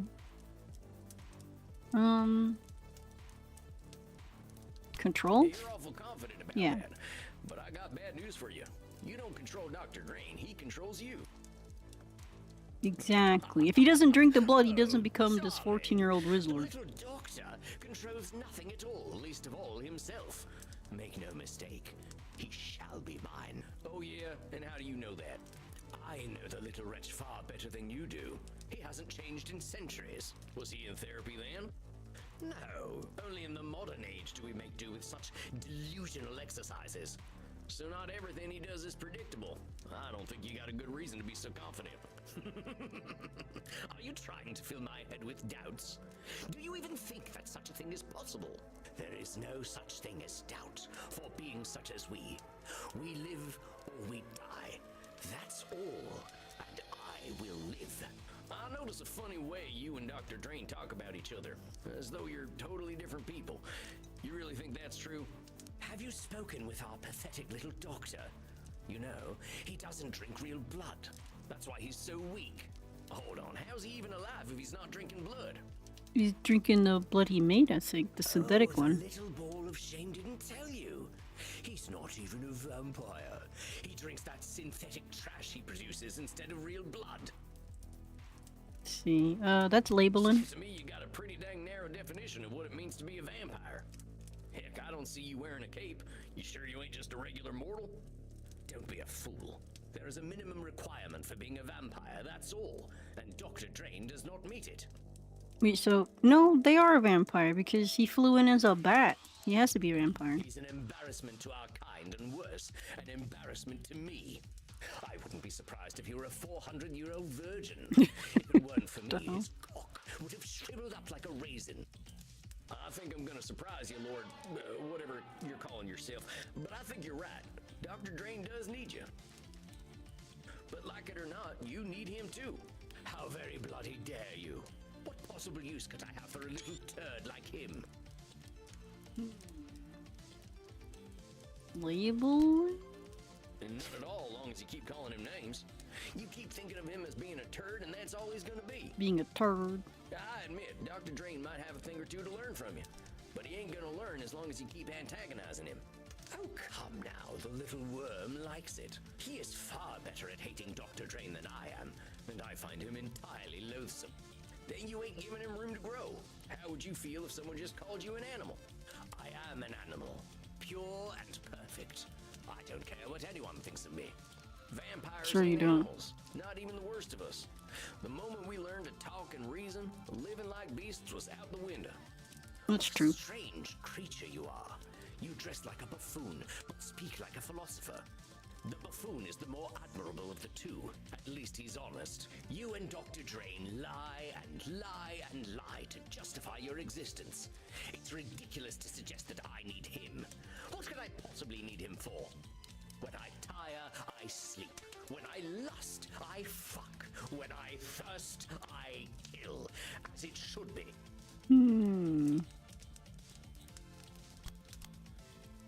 Personalization? Nope. Lord Luridus exhibits similar cognitive distortions to Dr. Drain.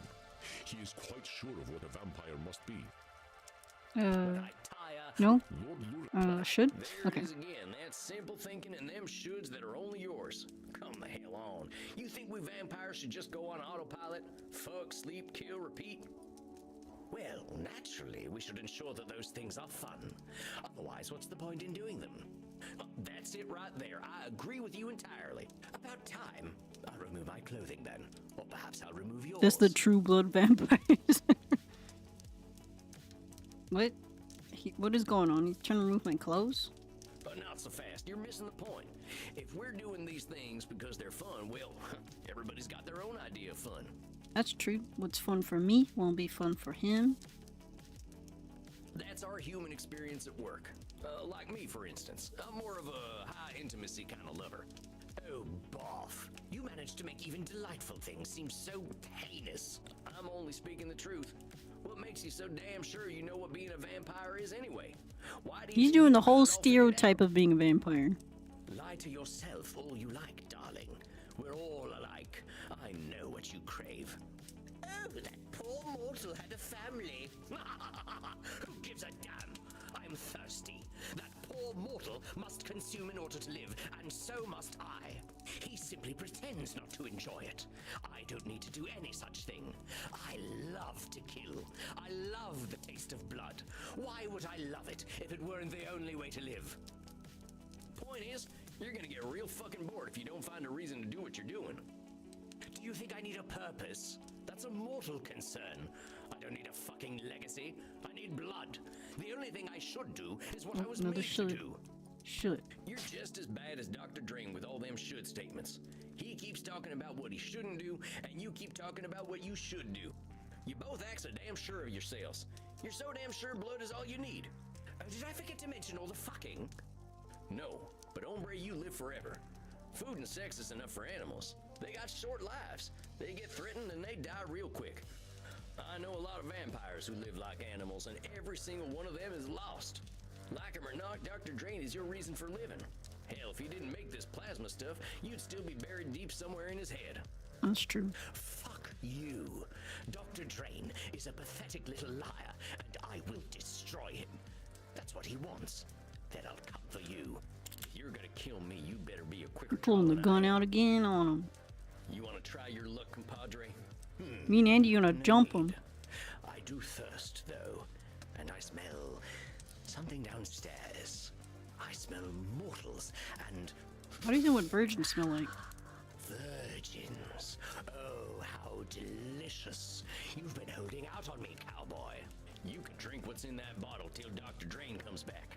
I ain't letting the likes of you near them people. At least you're aware enough to know that I am a ravenous beast. And I think he's a what tryhard. I am, I must kill. You will do no such thing to my mortals. That's why I knew Andy was gonna show up. We're gonna jump him. Oh, now who is this beautiful morsel? But why is Andy is as tall as I am sitting? I am far older than any blood you have ever tasted, whelp. Do not dare to think you can overpower me. Don't threaten me with a good time, daddy. Oh God, you called him daddy. I will keep this poor animal contained, Samuel. You did excellent work in handling him. Deserve some rest. I will Throw him meet in a with you later. cage. If you're sure. Do not worry. I have no need to hurt him. Well, now I'm just disappointed. All right, Andy. I'll talk to you later. And Lord Luridus, or whatever your name is, think about what we talked about, huh? Dr. Drain's got something you need. Oh, Vom, get out of here already. Not you two. Wait, we're just gonna leave them alone? I don't see what happens next. Tornation. Barely walked out of that one alive. And I thought therapy was just talking. I could use a drink. If it isn't the Lone Ranger. Hey, Crimson. You look a little down, cowboy. Have a shot. I don't mind if I do. Rough one tonight. I wonder how many people thought that how hot Lord Luridus was. Like, Well, you could say that. there's gotta be people out there like, Lord Lord Luridus is so hot. That ain't good. I hope you booted their ass out. Well, here's the thing. He wasn't himself. The fella, he can't stand being a vampire, so the vampire comes out in nasty ways. He's ashamed of it. Don't put yourself into too much danger, cowboy. Cleaning up a pile of ashes isn't my idea of a good night. So what? He just went and turned into a monster? More or less. Went from a restrained fella to a hedonist beast. How do you think you handled it? Pretty well, I I think survived I did it. all right. I learned a whole bunch of cognitive distortions now, so I was still able to challenge the beast. Well, the way I figure it, he's still desperate for help, even if he doesn't act like it. I can see why Andy likes you. A heart's still beating in there. I'm a creature of the night, too. I just want to help my kin. People like talking to you, cowboy. They can't help sharing their lives with you. Whatever it is about you, folks are always going to prefer talking to you over killing you. I surely do hope you're right. You know my big secret I don't already. think I will be able to wouldn't die have in this told it to game, you I if I think. didn't believe in you. Well, that's mighty kind of you, Crimson. Quit it with the aw shucks stuff. Now you're just trying to be cute. And making success visit. Oh God, these guys. Oh, hey, it's my little buddies. How's it going, kids? Bad. I'm sorry to hear that, Maxie. What's going on? Make some room, Kinder. I've got customers to serve. Go talk in the kink room. Would you like to They keep chat trying in to the send me room, into the Maxie? kink room I with would them. like that very much. So what's going on, Maxie? My boss yelled at me today and made me sad. No, Well, I what guess I'm gonna happened? be a therapy to them. Someone Off the injected a record malicious therapy SQL session. query into our API and used it to execute code. We did not have our queries parameterized, so they were able to drop the user table entirely. I warned the backend developers that this would happen, but I got all of the blame. That sounds like a real mess, Maxie. Reminds me of the time I forgot to lock the gate on a cattle drive. By morning, every last cow was gone, just like your user table thing. Maybe your boss was hopping mad, but I bet next time they'll listen to you. Am I the only one who is now aroused? No, Reinhardt, I am also aroused. Okay, get on over here and pass me some neck. I think. Oh yeah, the blue vein. I was like, I forgot what vein I'm supposed to Leave fight. my Arterian alone. Oh, dang it, what's wrong with me tonight? Oh, oops, I missed a bitter collar. Very I well, think. cowboy. I suppose I am ready to die. What? I wasn't trying to kill you. Let me try again. Oh my god. Wait, which vein? It said the blue vein. I feel as though all my worries have been sucked away. I'm well acquainted with this feeling, Hazi. And you will be once more. I think that's my cue to get to my coffin. You scared the American away, Maxie. I suppose I am a very bad girl. All right, I'm out. Bedtime for I'm Sam. gone. See you kids later. You give them the wrong idea, cowboy. You bite on their necks. Oh wait, we're back here? I thought I was supposed to go to my coffin. Greetings. Are we just skipping the coffin now? Oh, hey, Andy. What is wrong, my friend? You don't seem your chipper American self. I guess I ain't too happy to be seeing tonight's client. I'm still feeling the tongue lashes Oh she no, gave it's me gonna be last that time. snobby old lady, I Yes, think. the Senora d'Este. She certainly has a way with words. It ain't that. It's just this sense I get. Like she thinks I can be a certain way just because she tells me to. Aha. At least that makes her core distortion clear, doesn't it? You know what it is, of course. Control. That lady's got control fallacies out the wazoo, and they've given her centuries of stress. I do not know this term wazoo, but you are correct. The woman who chooses immortality so that she can ensure her family makes the correct decisions probably has some control issues. And taking out her stress on me. Do not take her criticisms too much to heart, my friend. You are simply a convenient target, an element within her control. That still don't make it much fun. I will not deny that Senora d'Este is a confrontational client, but take her presence as a gift, however you can. A woman so powerful in her time has much to teach us. You have all the tools you need at your disposal. She's not gonna try to help her. kill me too, is she? Consider your approach.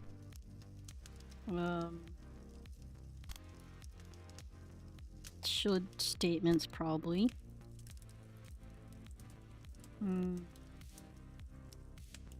Overgeneralization, maybe labeling.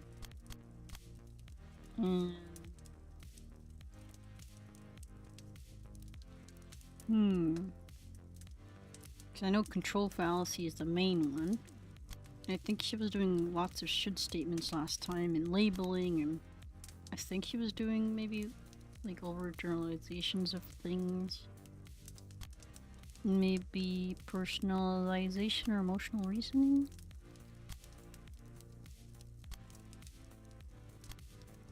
I'll try emotional reasoning. All right, now I think I'm ready. I will leave you to meditate then. Be well, Samuel, and let this 3,000-year-old tell you, you are a fantastic therapist. Also, oh wait, he's 3,000 years old. Oh gosh, you're gonna make me blush. Get on out of here, boss. I can handle this. I know you can. Now I think I'm ready. And here she comes. A deep breath. Now, howdy, Senora. Nice to see you again. Liar. You are as pleased to see me as I am to see you, therapist. We're gonna get straight into it, huh?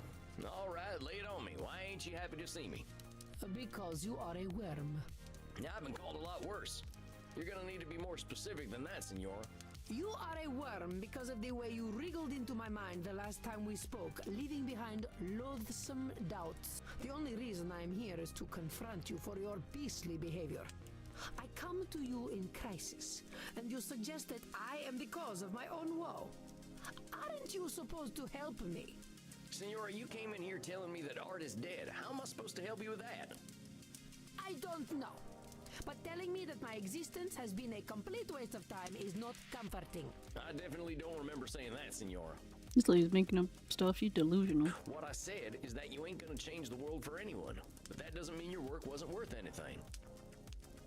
That's what I call...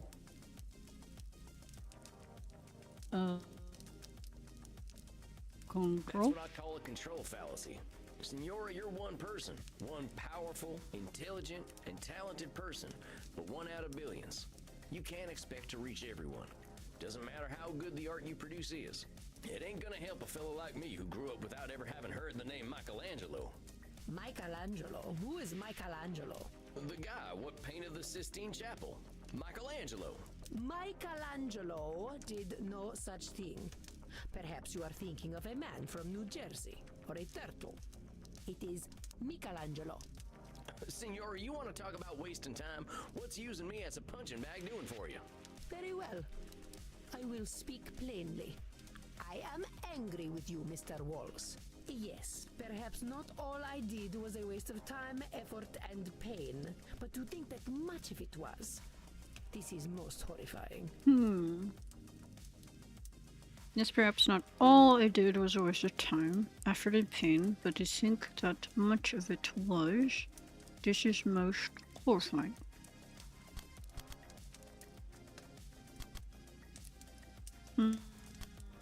Don't see a sword. Don't think she's saying anything bad about herself. Maybe... I'm gonna try emotional? Nope. Listen carefully, Samuel. It is not only truth that harms the Senora, but also the way she perceives truth. Yes, perhaps not all. Nope. Listen carefully. Yes, perhaps not all I did. Nope. Listen carefully, Samuel. It is not only truth. Yes. Label? Maybe it'd help if we looked I guess at it was what you labeling. used. A waste of time. I guess a waste of effort, and time. pain. I was reading more so like her labeling herself, but I guess her labeling like it was a waste of time, effort, and pain. That makes sense. Even if you didn't achieve your goals in them efforts, you can't just say they were a waste of time. Now, if you were sitting in bed for 400 years watching bad TV, then I might agree with you. A disgusting notion. I am already dead. I do not need my mind to actively decompose by watching Batflix's latest trash. So maybe let's reserve waste of time for trash, huh?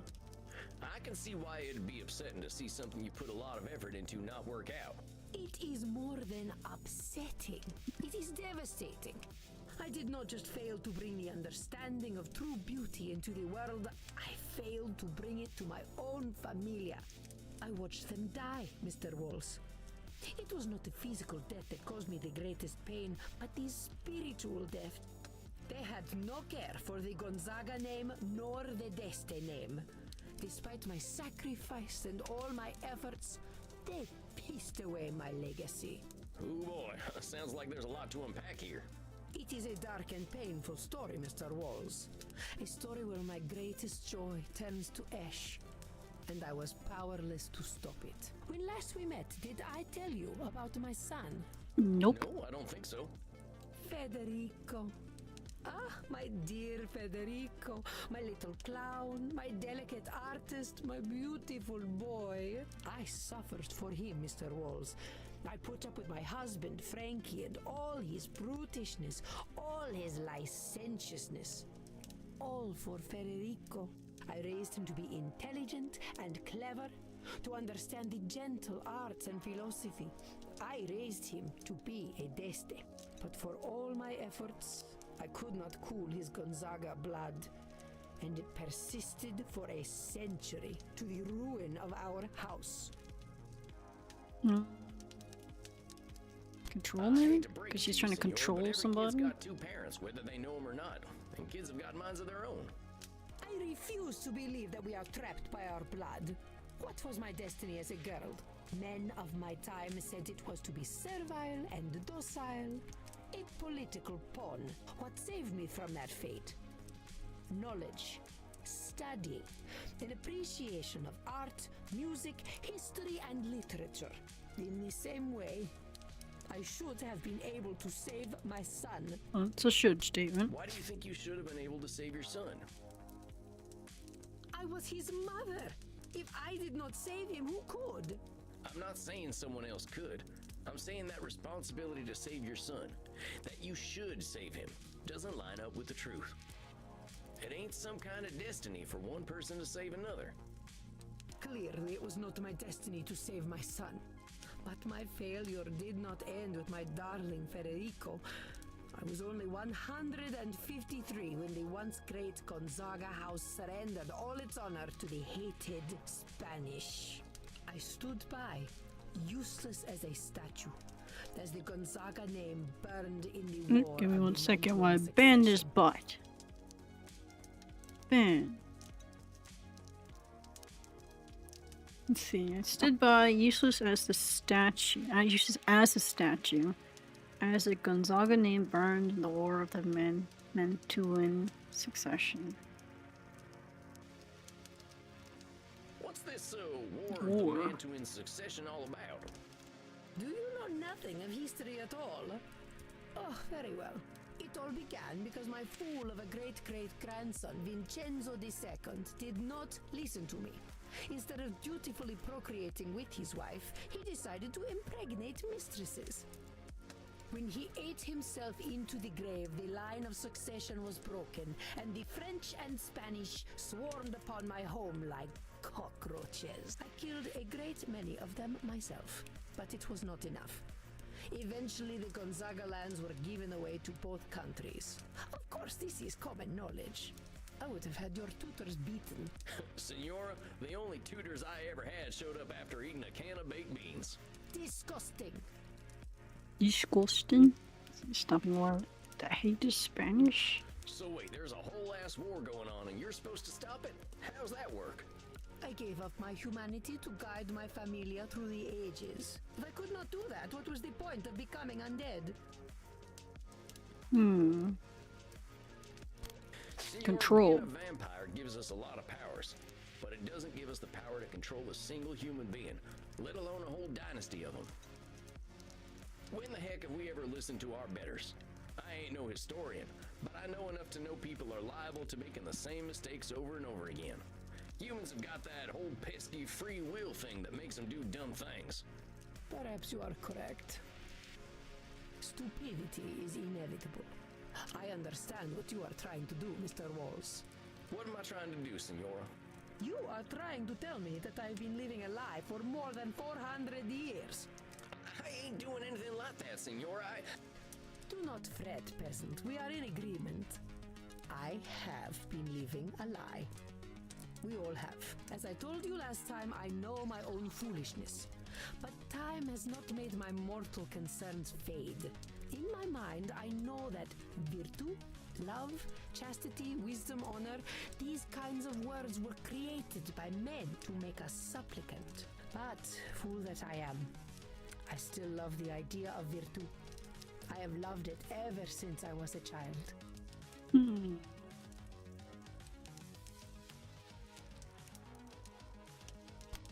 Emotional? No? The Senora seems to rely on insults when people do not meet her. But, fool that I am. Labeling. It ain't foolish to She's have saying she's a ideals, fool. Senora. Wanting to better ourselves is maybe the thing that makes us human. Perhaps. But whose better do we strive toward? That I follow the better of old perverts is what makes me foolish. Senora, people have been following the ideals of old perverts for thousands of years. Why are you a fool? Do not mistake, Mr. Walls. We are all fools. Oh, well, that's better then. Mind your tone. I will tolerate a fool, but not an impertinent one. As I was saying, my folly was to fall in love with these ideals as a child. I used to love all the tales of Roman mythology. I saw myself in all the goddesses. I saw my strength and chastity in Diana. In Minerva, my wisdom. In Venus, I saw my timeless beauty and romantic nature. Romantic nature? Romantic nature? What a wretched parrot I hear. Do not look at me so. Yes, I was a romantic. Until reality came crashing down upon me. Look at this painting I had commissioned. Okay, I'm looking. What am I looking at? I don't know much about art. Is it Aphrodite? The figures standing upon the arch are Venus and Mars. Venus and Mars. Mars is portrayed by my idiot husband, Frankie. Beside him, I stand as Venus. I'm not sure where I'm supposed to be looking. You may appreciate my beauty, peasant, but do not let your eyes Is this supposed to be linger her? upon my once supple body over long. This is art, not pornography. But look closer and you will see that even this art is a lie. This is the dream of a foolish girl, to be enjoined in pure romantic love with a handsome warrior. I believed so hard, Mr. Walls, that I thought I could make it true. But this handsome man is not Frankie. This is Frankie. He is... Well, Vulcan. he's got some abs, I'll give him that. Yes, I did not shy from truth. But see how love's aim goes amiss and strikes his gangrenous penis rather than his heart. See the grapes behind him, for the drunkard is never far from his true love. See how he flails helplessly, as if begging a true warrior to put a sword in his belly. I'm sensing we've got some work to do around your husband. Whatever gave you that impression? The man was created solely to crush my view of the world and my place in it. Naturally, I might have some issues around him. I now believe that Frankie was the truest man I ever met. That is what broke my heart. I maintained the illusion that he was my Mars because that is what I needed. I was not ready to face the truth. Oh, but I knew. Even as a 15-year-old girl, I knew. But I could not accept that I was married to the legendary penetrator of Mantua. Is it any wonder that I prefer the lie of Virtu? Is it any wonder that I still prefer to believe it? The problem is men. You are all weak animals who would give up your dignity for an evening in the company of Lucrezia Borgia. Overgeneralization maybe? Because she said you, like, men in general? Hold your horses there, Senora. I don't even know who the heck Lucretia Borgia is. She is the inventor of twerking. Why did I All start men name? flock to her, as I'm sure you would. They say she was blonde, but she looked like a redhead to me. You know what they say about redheads. Kissed by Lucifer. Dang, Senora. Your overgeneralizations are building up and making you see whole groups of folks as awful. Now, I know you got your reasons for feeling the way that you do, real personal ones, but recognize where your experience is making you narrow your thinking. I mean, Senora, I'll be straight with you, as you're a tough lady. Here's where I think it's coming from. Yeah. You're comparing people to gods? You're comparing people to gods, including yourself, and everyone's failing that test. Frankie weren't never gonna be Mars. You weren't never gonna be Venus. You weren't born out of no shell. And you will never be anything but a peasant. Heck, Senora, I'll be as surprised as anyone if I get invited to a high society dinner. I can tell I'm hitting a sore spot, but maybe that means that's what we've got to focus on. I do not like you, Sam Walls. But you are correct. I betray my own purity of spirit with my anger. But I say, why should we not aim to be like the gods? Humanity is not worth preserving when we are such petty creatures. Senora, humanity is all we got. Even if we're immortal, every word we're speaking is a result of our humanity. Yeah, we make a lot of mistakes, and some of us sound like peasants, but all that messiness is worth something. It makes us who we are. Senora, I don't think you're a goddess. I think you're way more interesting and impressive, because you're real. Well, you have great wisdom for a peasant, Sam. And your kerchief is a fetching shade of red that matches your eyes. Well, thanks. Now she flirting with me? Well, let's focus on you, though. I suppose I have always felt that if I could not live to my ideals, I would be left with nothing.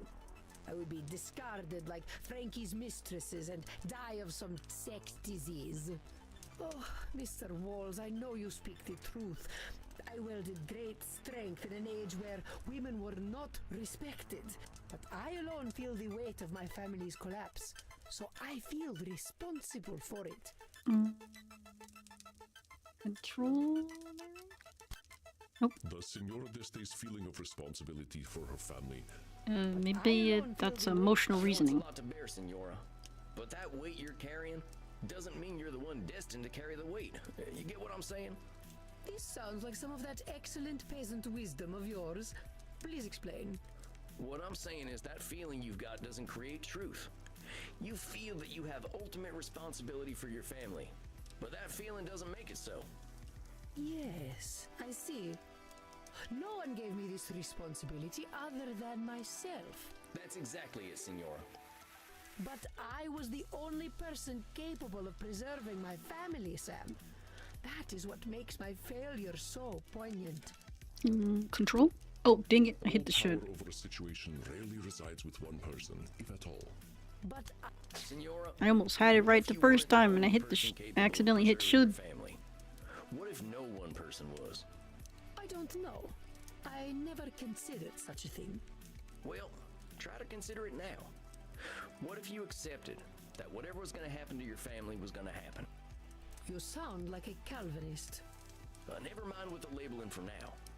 How would you feel if you knew nobody can control what happened to the Gonzaga house? I think I would feel relieved. Senora, whatever happened to your family, fault never belonged to you. You were the one who named yourself responsible. No one else did. Look at who you are. And I think you can be damned impressed at who that lady is. Damn you. Too late, Senora. Look, let's wrap up tonight, huh? I think you did great. You probably got some stuff to think about. Yes. Thank you, Sam. I will see you in a month. This lady came in trying to fight me and she's over here crying now. Of course, Senora. I'm looking forward to it. Goodbye, Sam. Samuel, it appears you have an admirer. Oh, shucks. I think Isabella this day has liked fewer than 5 people in her hundreds of years of existence, and you are one of them. Remember, though, that romantic entanglements between a therapist and client I ain't gonna give that lady. forbidden. Come on now, Andy. I ain't gonna do anything like that. Of course, should the mind wander into fantasy, that is entirely acceptable. You're just messing with me now. I could not help it. It's rather cute. The First Lady of the Renaissance and humble cowboy Samuel was. Quite a picture. Why is he isn't it? fantasizing about us? Okay. He's over here writing fan fictions. I'm sorry, Samuel. Please, drink. Ask Crimson for the Royal Virgin. It's my very best. I think you deserve it. Yeah, whatever. You have a good night, Andy. Rest in peace, Samuel.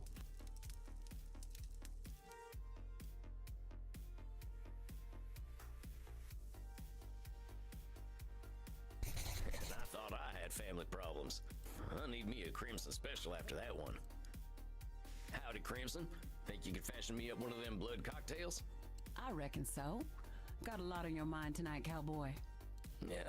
I think after the old lady, it was the dramatic dude, I think. The Shakespeare guy. Got me thinking about my own, or my lack of family at least. You got any family left? I've got a great granddaughter kicking around apparently, but she's got no connection to this old cowpoke. Not sure what she'd say if a man dressed like a cowboy introduced himself as her vampire relative from the 1800s. I see your point. It sounds like you don't have many family problems then. I reckon so. Family means a lot to my client, though. I hope my perspective's still useful. How do you think she's handling her therapy so far? Pretty well. I think she's doing pretty well, honestly. She spent a long time judging herself by her family's achievements, but I think she's starting to recognize the fruitlessness in that. Seems like you don't need her family to be able to give her some hope. I suppose not. Rich family problems were never going to be my specialty anyway. You got family back home, Crimson? Yeah, I've got some family. We don't talk too much. I went a little wild after I got my diagnosis. They're not too fond of my lifestyle choices, but hey, at least I'm alive, and I get to hear them gossiping about how I don't age. Well, you chose a good age to stop getting older. I often wish I weren't such a dusty old corpse, but death comes when it comes. Sometimes he's still waiting for me to give him an opening. Death always is. Pardon me for asking, but is there a reason you're choosing not to be a vampire? There is, but I'm not talking about it tonight. A little mystery makes life a bit spicier, don't you think, cowboy? Oh, I I wasn't wonder trying if to we're gonna pry her learn nothing. why she's not becoming a vampire. Bullshit. I know you're curious. Here, consolation prize. What is it? Black Widow. Black stuff's just food coloring. Figured you were in the mood for a scary lady tonight. Thank you kindly, ma'am. Think I'll take this to my coffin for a quiet night. So I guess I just drink the drinks, so I don't actually just hold them in some kind of inventory, I guess. She keeps giving me drinks, and I do nothing with them. What has happened has happened. Not bad, cowboy. Get the hell out of here. Okay, I'm going. See you later, Crimson. There we are. I gotta get me one of these fancy coffins for back home. Now, let's see. What am I in the mood for? I think I'm either gonna find a passage from Little Women that suits me, or I'm gonna watch Shemp get smacked in the head with a hot iron. Who's Shemp? Or I'm going to bed. Watch Shemp get his head crushed in. These guys are Oh! Oh, Shemp from the Three Stooges! I don't really remember his name. I just remember, like Mole, Larry, and Curly.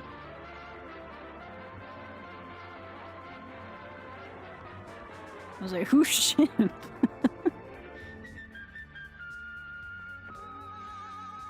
Professor Shemp Howard. Oh, let me pause the... There we go. We're watching another Three Stooges episode. I see, Miss Tinklemeyer. That's the way it should be sung. Shall we try it again? I'll try anything for you, Professor. Oh, that's fine. If you please, Doctor. And this one replaced, Larry, right? Doctor.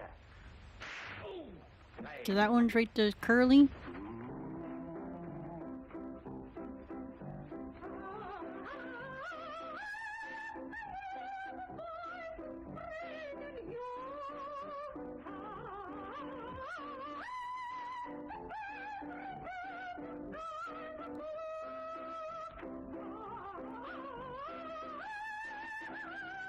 I forgot, why'd they replace him?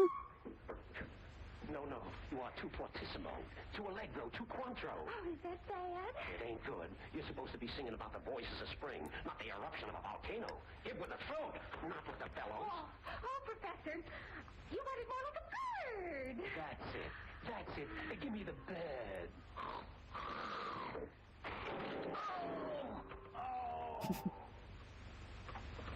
Look. Play. Where's Mo at?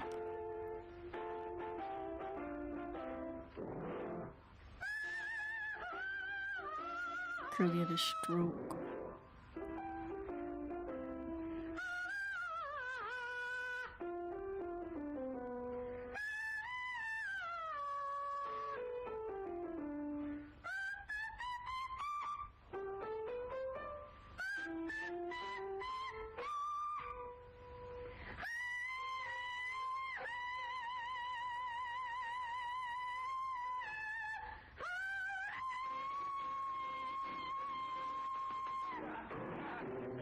That's enough. We've done enough for today. You might hurt So I'm assuming some point in this episode, he's gonna get hit in the head with an iron. I'm just crazy about you. Don't forget, we've got another lesson Tuesday. Goggle with old razor blades. All right, Professor. I know you wouldn't want anything to happen to my throat. Except to have somebody cut it. How would you like to be married to a dame like that? Don't even say that. There goes Mo. You ought to what? I ought to be a little more careful. Well, shut up and listen. Do you remember your Uncle Caleb? Do I? Why, that old tightwad heat steel fly. Are these, and they're related? Are they related? Because they kind of look similar. He just died and left you $500,000. Just like that old Shemp and Mo. $500,000. Poor old Uncle Caleb. Like I was saying, he was a swell guy. Give me the shirt off his back and throw in the buttons too. But there's one little catch. You get the dough provided you're married. So, married? No, fellas. I'm gonna faint. Or what? Oh, they're brothers, okay. If you get married within 48 hours of the reading of the will. What time was that? 6 o'clock the night before last. You just got 7 hours to get yourself a bride. It can't be done. No woman is interested in me. Maybe not, pal. But if you look real hard, you might find one that's interested in $500,000. Maybe you got something there. Darn right he has. Do you know what he That calls lady it? that just left would seem like she was interested in him. Well, you can't get killed for trying. Where's the phone? There's a booth down the hall. What are we waiting for? Down the hall. Here's 6 nickels. That makes 17. So I think watching stuff like this makes you laugh when people get hurt. Because it's like the humor. It's supposed to be, that's supposed to be the funny part. Give me Susquehanna 2222. Say, he's been in there over an hour. What are you getting nervous about? When Shem pours on the charm, no dame can resist him. I hope you're right. Hello? Is this Ginger Gray? It is? Well, this is your little snookums. I'm about to do you a big favor. Will you marry me? Oh. Hey, any luck? I've got 1 phone number and 1 nickel left. Well, start using it. Oh, you clumsy ox, you. Where'd that go? It went down here someplace. Let's find it. Put over that side.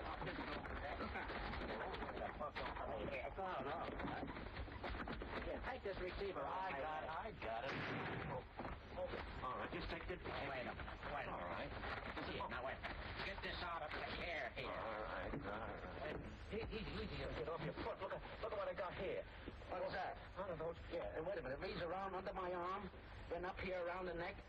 Get your hand off here. Oh, all right. Easy. All right, wait a minute. All right. What the hell? Can you dial from there? No, can you? Yeah.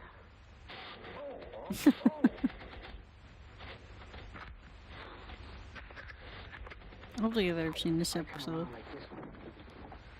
And get up in this one. How's that?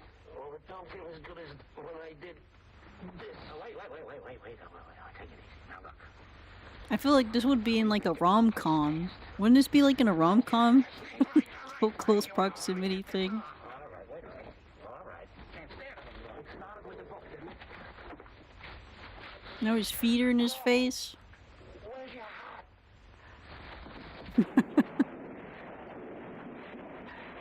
How you doing?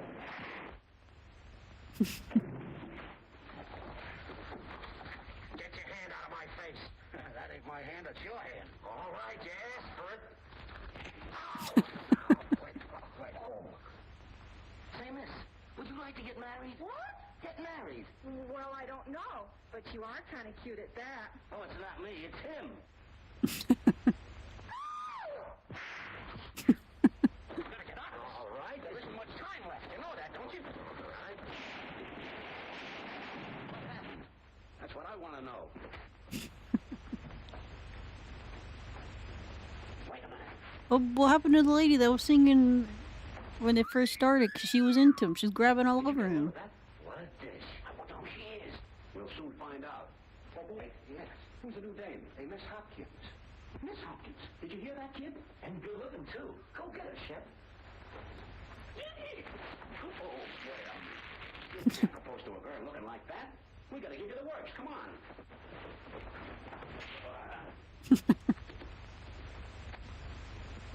Stand still, will you? We gotta get going. It's 3 o'clock now. Yeah? And if you don't marry a girl by 6 o'clock, we're out of the money. I said stand still. Whoa! I'm blind! You're putting my eye out! Get a towel, Mo! Get a towel! Hey, where are the towels? In the bottom drawer. He's gonna hit his head again. I got it. You sure look funny with a Buster Brown collar. Hold that. Oh. Where are you? Here. Say, I forgot to tell you, when the afternoon papers come out, you're going to be famous. How come? I gave the story to the reporters. Yes, sir. Shem Howard to inherit $500,000. Let's get going, kid.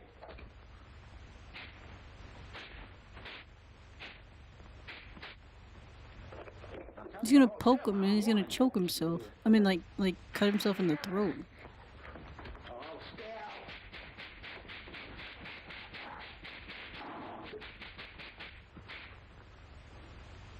Oh, it's had 7 years of hard luck.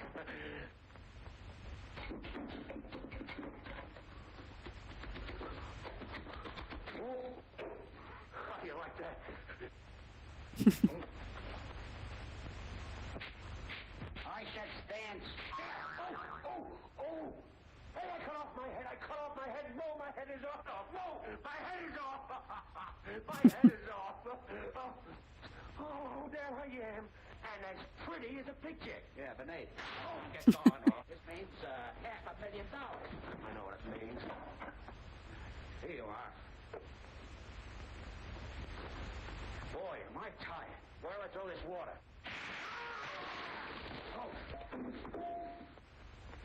Sat on the iron. I think was it Curly? Curly is the, or is it Larry the one with the curly hair? I always thought Curly had the curly hair.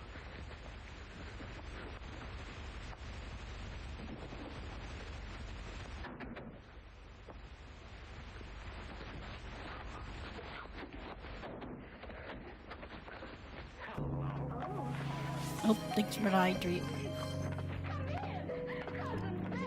Drinking me some iced coffee. Happy to see you.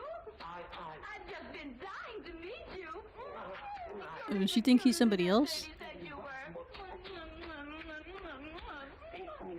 Oh boy, is he dead? Yeah, listen to those kisses. Why is he kissing on him? Why did he get mad when he was on kissing all over him? 'Cause he got caught?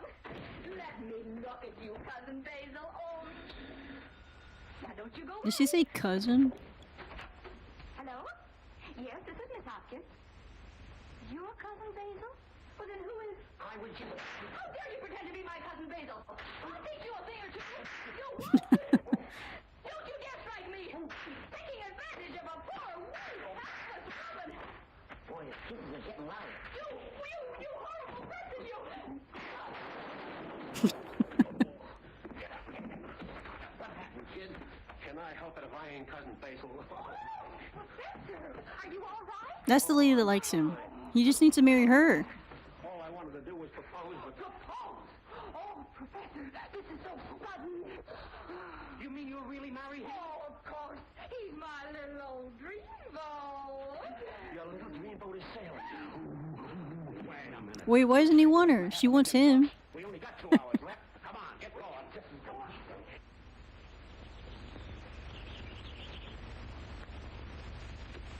And he wants the girls that don't want him back. Say, here's the license. My pal wants to get married in a rush. Oh, it's splendid! Oh, excuse me. Hello? Who? Mr. Howard? Yes, he's here. Hello? Yes? What? How many of them? Wow. Yeah. Okay, thanks.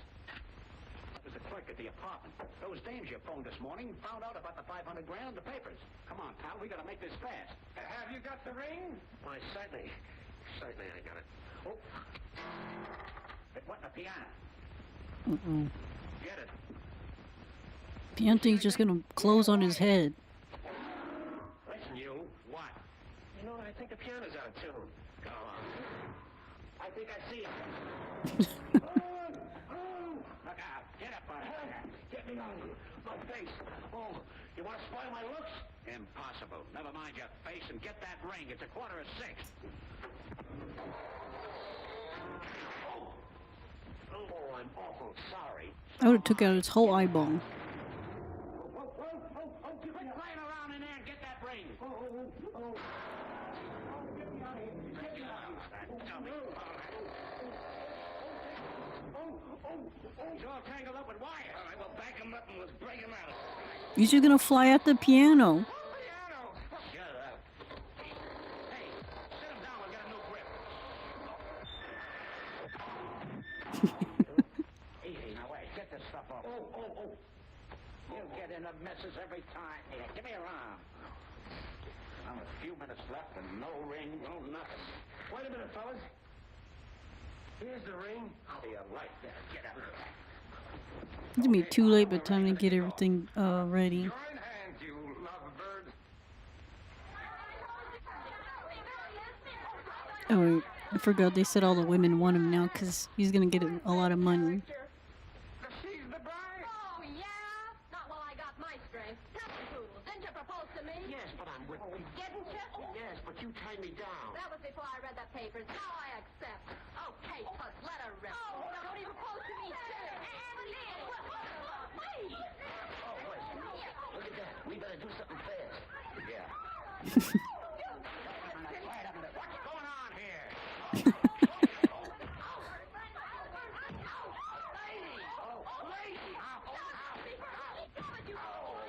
But they keep kicking him in the ankle.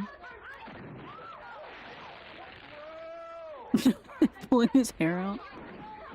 Are they gonna throw him out the window or something? You're getting awfully close to that window.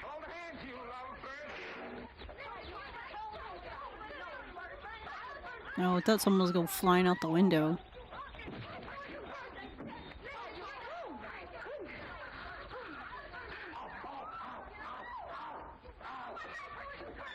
Well, I thought I mean, what's the point of, like, getting married with them? She's trying to kill him. You wouldn't get a lady with that. Use this, it's bigger.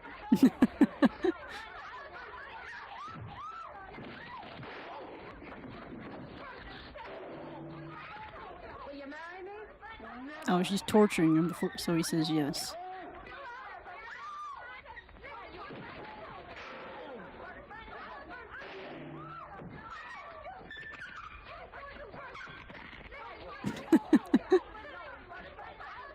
What the hell? Is she gonna put a bear trap because that lady keeps falling down?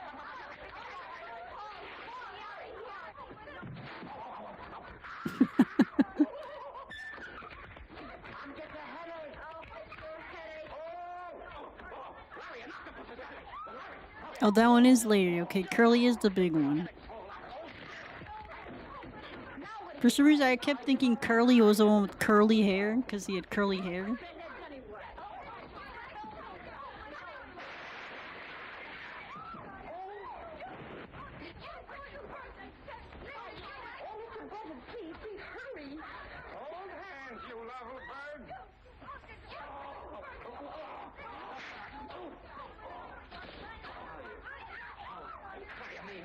Congratulations, both of you.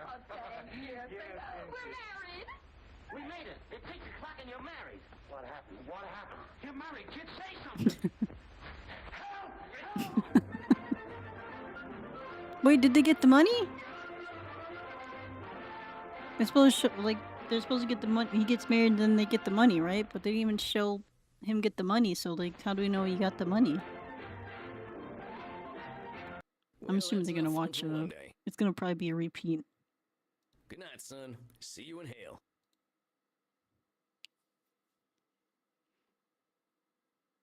Let's see. Maybe we'll do one more client, and then we'll call it the end of the stream. Tonight, are you not? Oh yeah, yep, the actor guy. Yeah, So I basically saw the same clients as the last stream. I got to see them again, including new ones. Well, I guess one new one, the streamer girl. For him, but let us think positively. He has. Yeah, I guess so. I'm thinking it's gonna be an uphill battle, though. At least his core distortion. Yeah, this guy was very dramatic. You know what it is, I am sure. I'm trying to remember which one he was. Maybe he got really emotional. He started acting crazy, and I have to keep calming him down. It's gotta be emotional reasoning. I ain't never seen someone so dramatic. Certainly, Edmund's thinking is derived from his intense emotions. But what spurs his emotions? Personalization, maybe? Personalization, right? Of course, a distortion common to many with narcissistic tendencies. Yep, it's the Edmund Kean show all day, every day. I recognize your disdain, but pause a moment. It must be difficult for Edmund to make everything all about him all the time, don't you think? I don't know about that. He doesn't have to make everything about him, though. He doesn't know that. Keep digging, Samuel. You will find his truth. Choose your distortions well. Okay, so he's a narcissist, and he's emotional, and I'm trying to remember. He kept talking about Shakespeare and stuff, and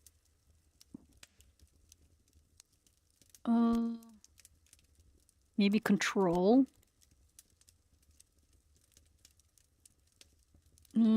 Probably should statements. And oh, let me put the music back on real quick. There we go. And I'm thinking labeling. If it lets me click it, there we go. I think I'm all holstered up now. Very good, Samuel. This will be our last client. Good luck. See you later, Andy. All right, now what did Andy teach me? Breathe. I think I'm ready. Breathe. Right on time. I think I hear him coming. This guy was very dramatic. See ya. How you been feeling these past few weeks? Empty, my dear boy. Empty. I am but a vessel made for a single purpose. But alas, and alack, that purpose is in supply most rare. You mean acting, right? Aye, that's the rub. Acting, my dear boy. Acting. My thespian blood goes rancid with stagnation, and the only cure seems to me irreprehensible now. I do not wish to face these mortal directors, for they dare to tell me my art.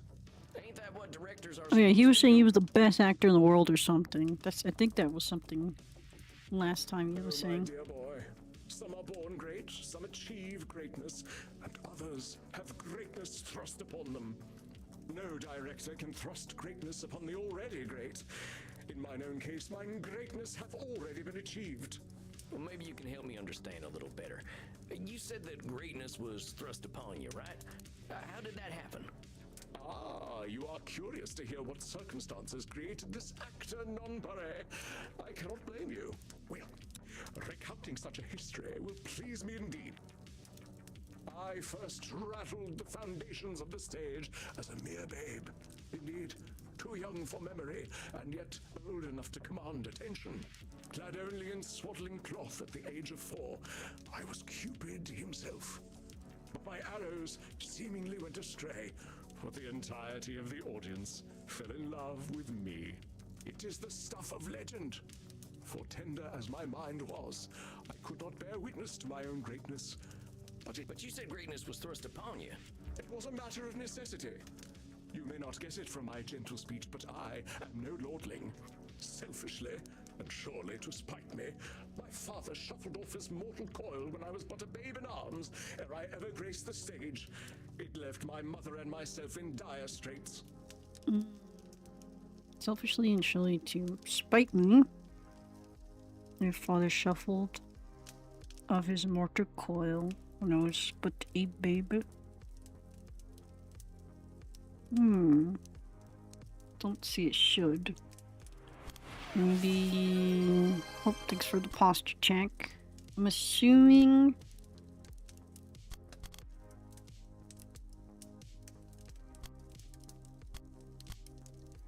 Maybe emotional? No? It is an impressive distortion to believe that someone has died to inconvenience you. I am actually impressed. Personalization? Hold on a sec. You said your old man died selfishly. What do you mean?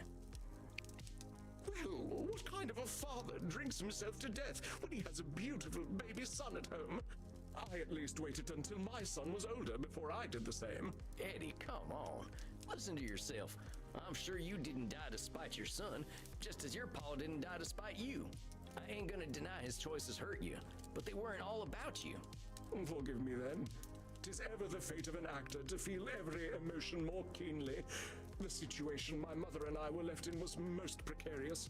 We were the lowest of the low, you see. We lived in the rookeries and begged for our bread.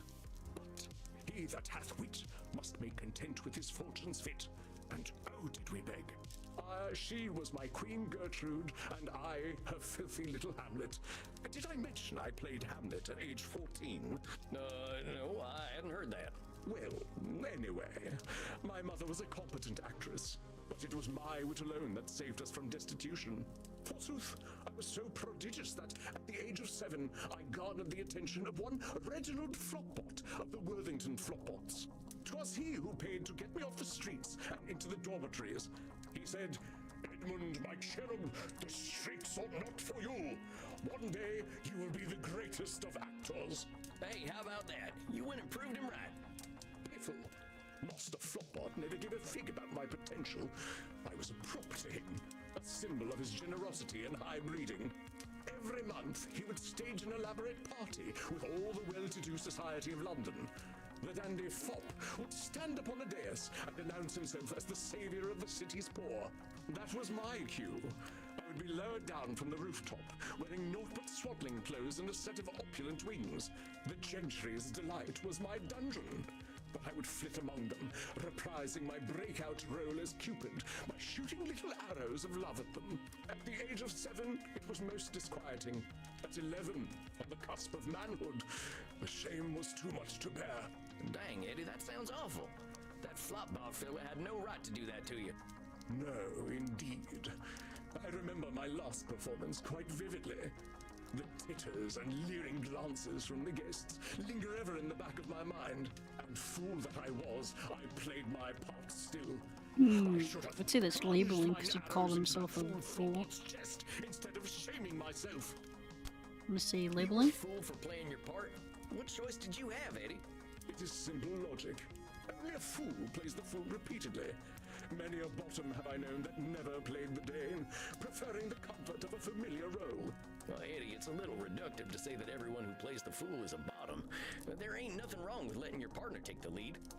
Wait, what's he talking about? Oh, ye plebeian, I speak of Nick Bottom, from the Bard's Journey Through Whimsy that is a Midsummer Night's Dream. Oh, yeah. Was he talking about bottoms and tops and he's talking about something else? Typecasting, ain't you? I suppose so. Regardless, I did not suffer the indignity for long. I swore that night to never be a puppet again. I stole away and gave myself to the mercy of Poseidon. The bargain was struck, and he swallowed up my hated swaddling clothes and wings. In desperation, I signed on with a mercantile shipping agency. I thought perhaps that my body would bend more than my soul. But oh, did I toil! Life upon the sea is most cruel. Biting winds did carve my visage.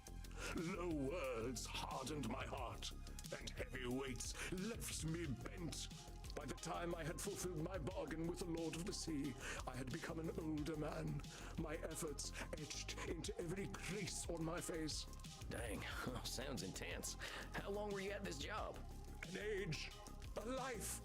6 months, each one a hungry leech torn from my bleeding body.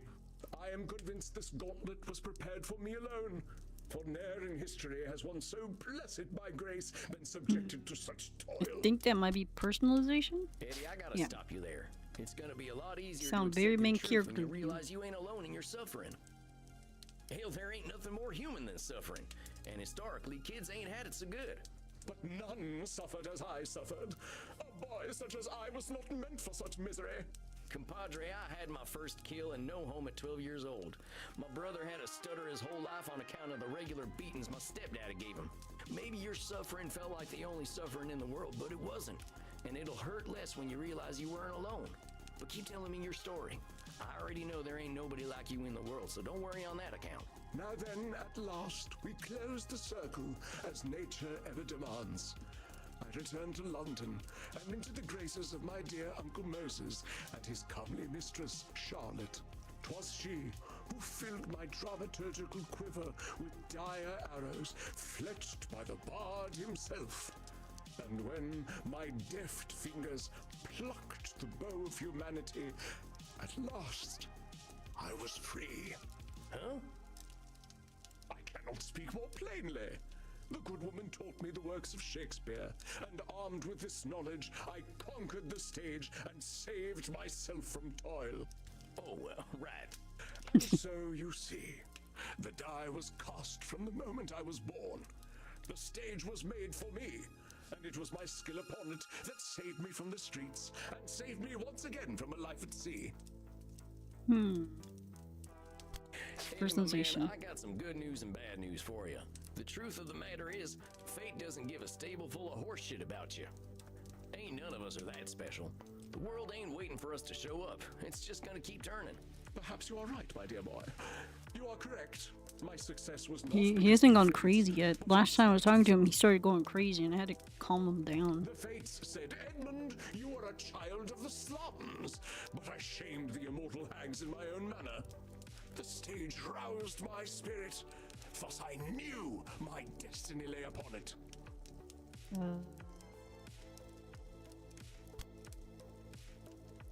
I don't see a should.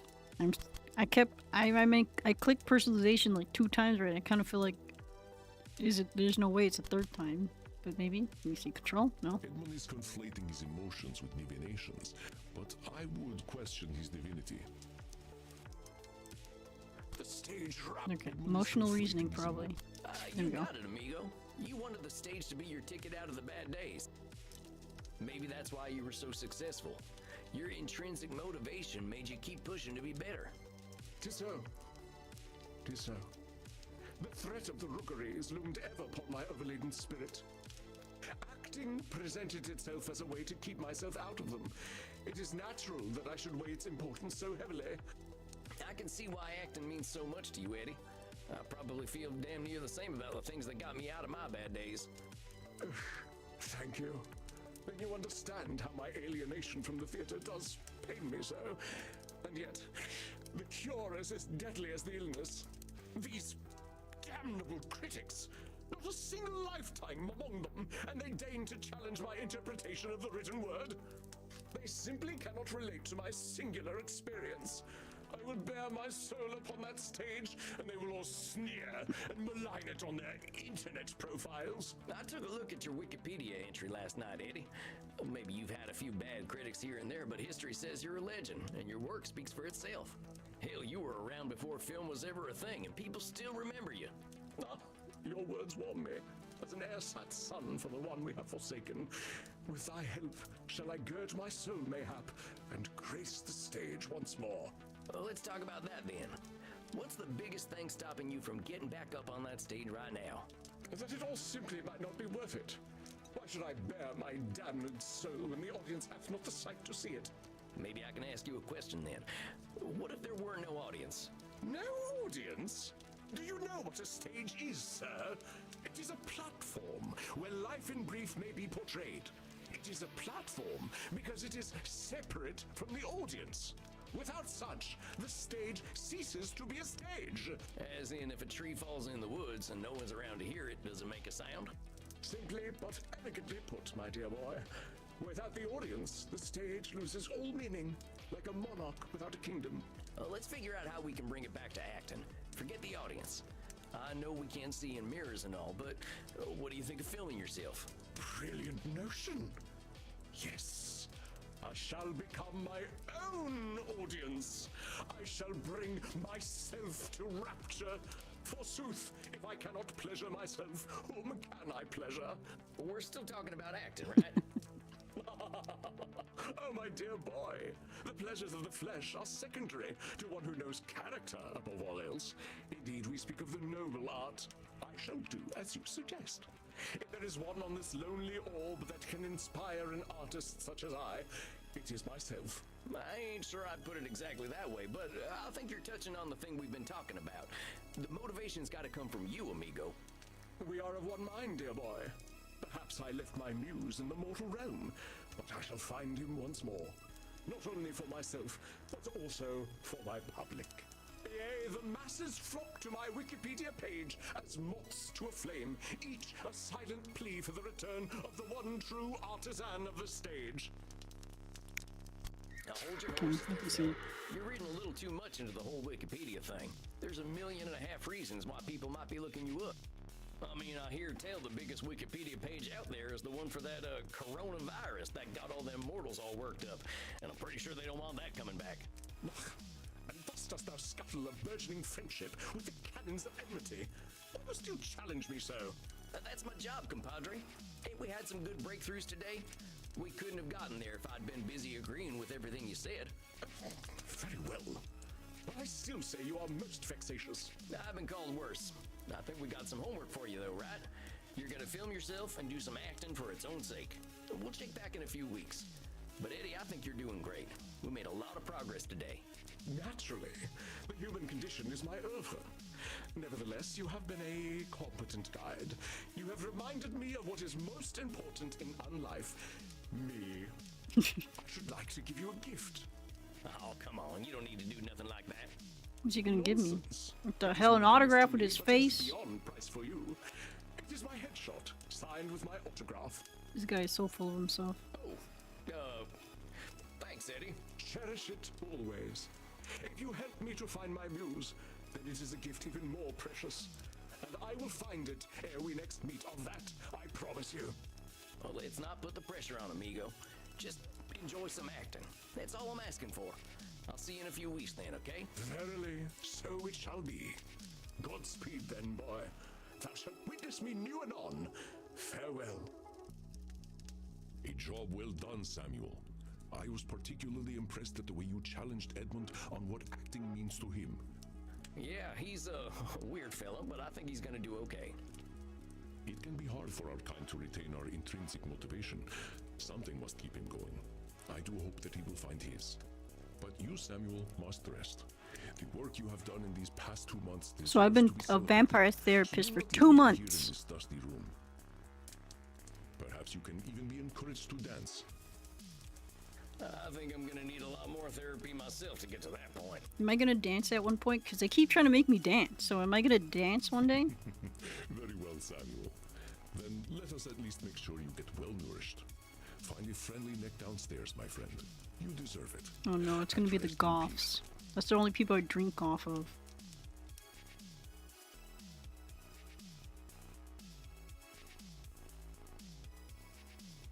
At least they don't let your babies grow up to be cowboys, but maybe don't let them be actors either. Well, time to dish with Crimson a little. I gotta talk to some more folks, though. Andy's mainly my teacher, so I'm starting to feel like Crimson's my only friend. Hey, only friend. Excuse me? What? Oh, yeah, Crimson. Hey, Crimson. Are you blushing, vampire? No, that ain't possible. It's all right. It's nice to hear from a vampire who's younger than Jesus. Now, let's hear how this week went before you go out there and find friend number 2. All right, real quick. This client of mine, he had a real bad time as a kid. Well, worse than I did, but he found fame early, and now he's talking about fate and how he's destined for greatness again. Met plenty of destined for greatness folk in D.C. I lost patience for it. How do you think you handled him? I think I handled everybody well. Lessons from the last session. He didn't threaten to jump off a cliff this time or anything. I gave him an assignment to film himself doing something. You're Oops. either brave or adorable, Sam Walls. There's nothing brave about it. As for adorable, well, some have used words to that effect before. Okay, now I know you're confident enough to get out there. See, they keep trying to make me dance. Here we go. How are you actually gonna dance? But not on it. Don't want anyone getting any funny ideas. Once more Oh, it's that alone, I one see. creepy lady again. You scared the shit out of me. But you can't shed. You're a vampire. What the hell? Just got a point. Know that I see much, vampire, and that I like. Apparently vampires what I can't see. pee, shit, or fart. Oh, it's her again. Well, I was hoping to find a mortal friend, or at least a willing Nick. Now, what do mortals of this time talk about? Be awkward about the weather, be awkward about everyday annoyances, be awkward about music? They ever play the classics in here? A little Oh Susanna or Old Folks at Home? No, they don't. All your favorite songs have been long forgotten now. Well, what songs do you like? If I told you, would you know them? Probably not. I see. You see a lot, don't you? Yeah, you see all these eyeballs she got on her head? Why don't you tell me what you see? I see an interesting mortal. Someone observant. Someone who isn't afraid to have their own style. That is what you observe. It is not what you see. Well, fine. You tell me what I see. You see the long vein across my throat. It looks very juicy, doesn't it? Well, now that you mention it, it does. Then consent is given. Do not hesitate, vampire. Something wrong with this lady?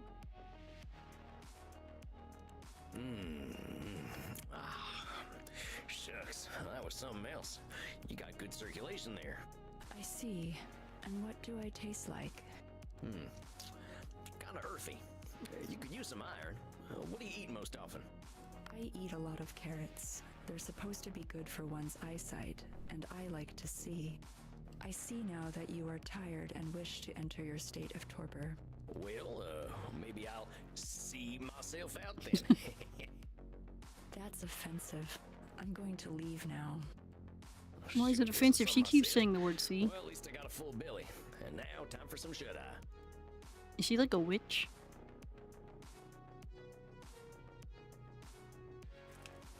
She is crazy. Good evening, Samuel. Okay, this says checkpoint saved. Tonight, aren't you? So I'm gonna go ahead and stop right here. Thanks for hanging out with me while I played Vampire Therapist again, and we'll play some more of it maybe Tuesday? I'm trying to keep the visual novels in one day so that I can get through them. So I'm thinking Tuesday. And I might play maybe some more Vampire Survivors on Monday. And then for... Wait, no, not Tuesday, my bad. Monday, Vampire Survivors possibly. Wednesday, Vampire visual novels. And then Friday is... I don't know what I'm gonna play yet. Maybe like, some kind of single player, probably vampire game. But we'll see, But, yeah, thanks for hanging out with me. Updates and stuff like that about my schedule and everything, and what I might be streaming will be posted on Twitter usually. I think I'm mostly active on Twitter, and then everything kind of posts, like, notification-wise to my Discord. I'll try to remember to post things on the, YouTube community. I'm trying to get better at posting there. But yeah, thanks for hanging out with me while I played the Vampire Therapist. I will play again some more. But yeah, have a good day, evening, night, wherever you live. Hope you have a good day.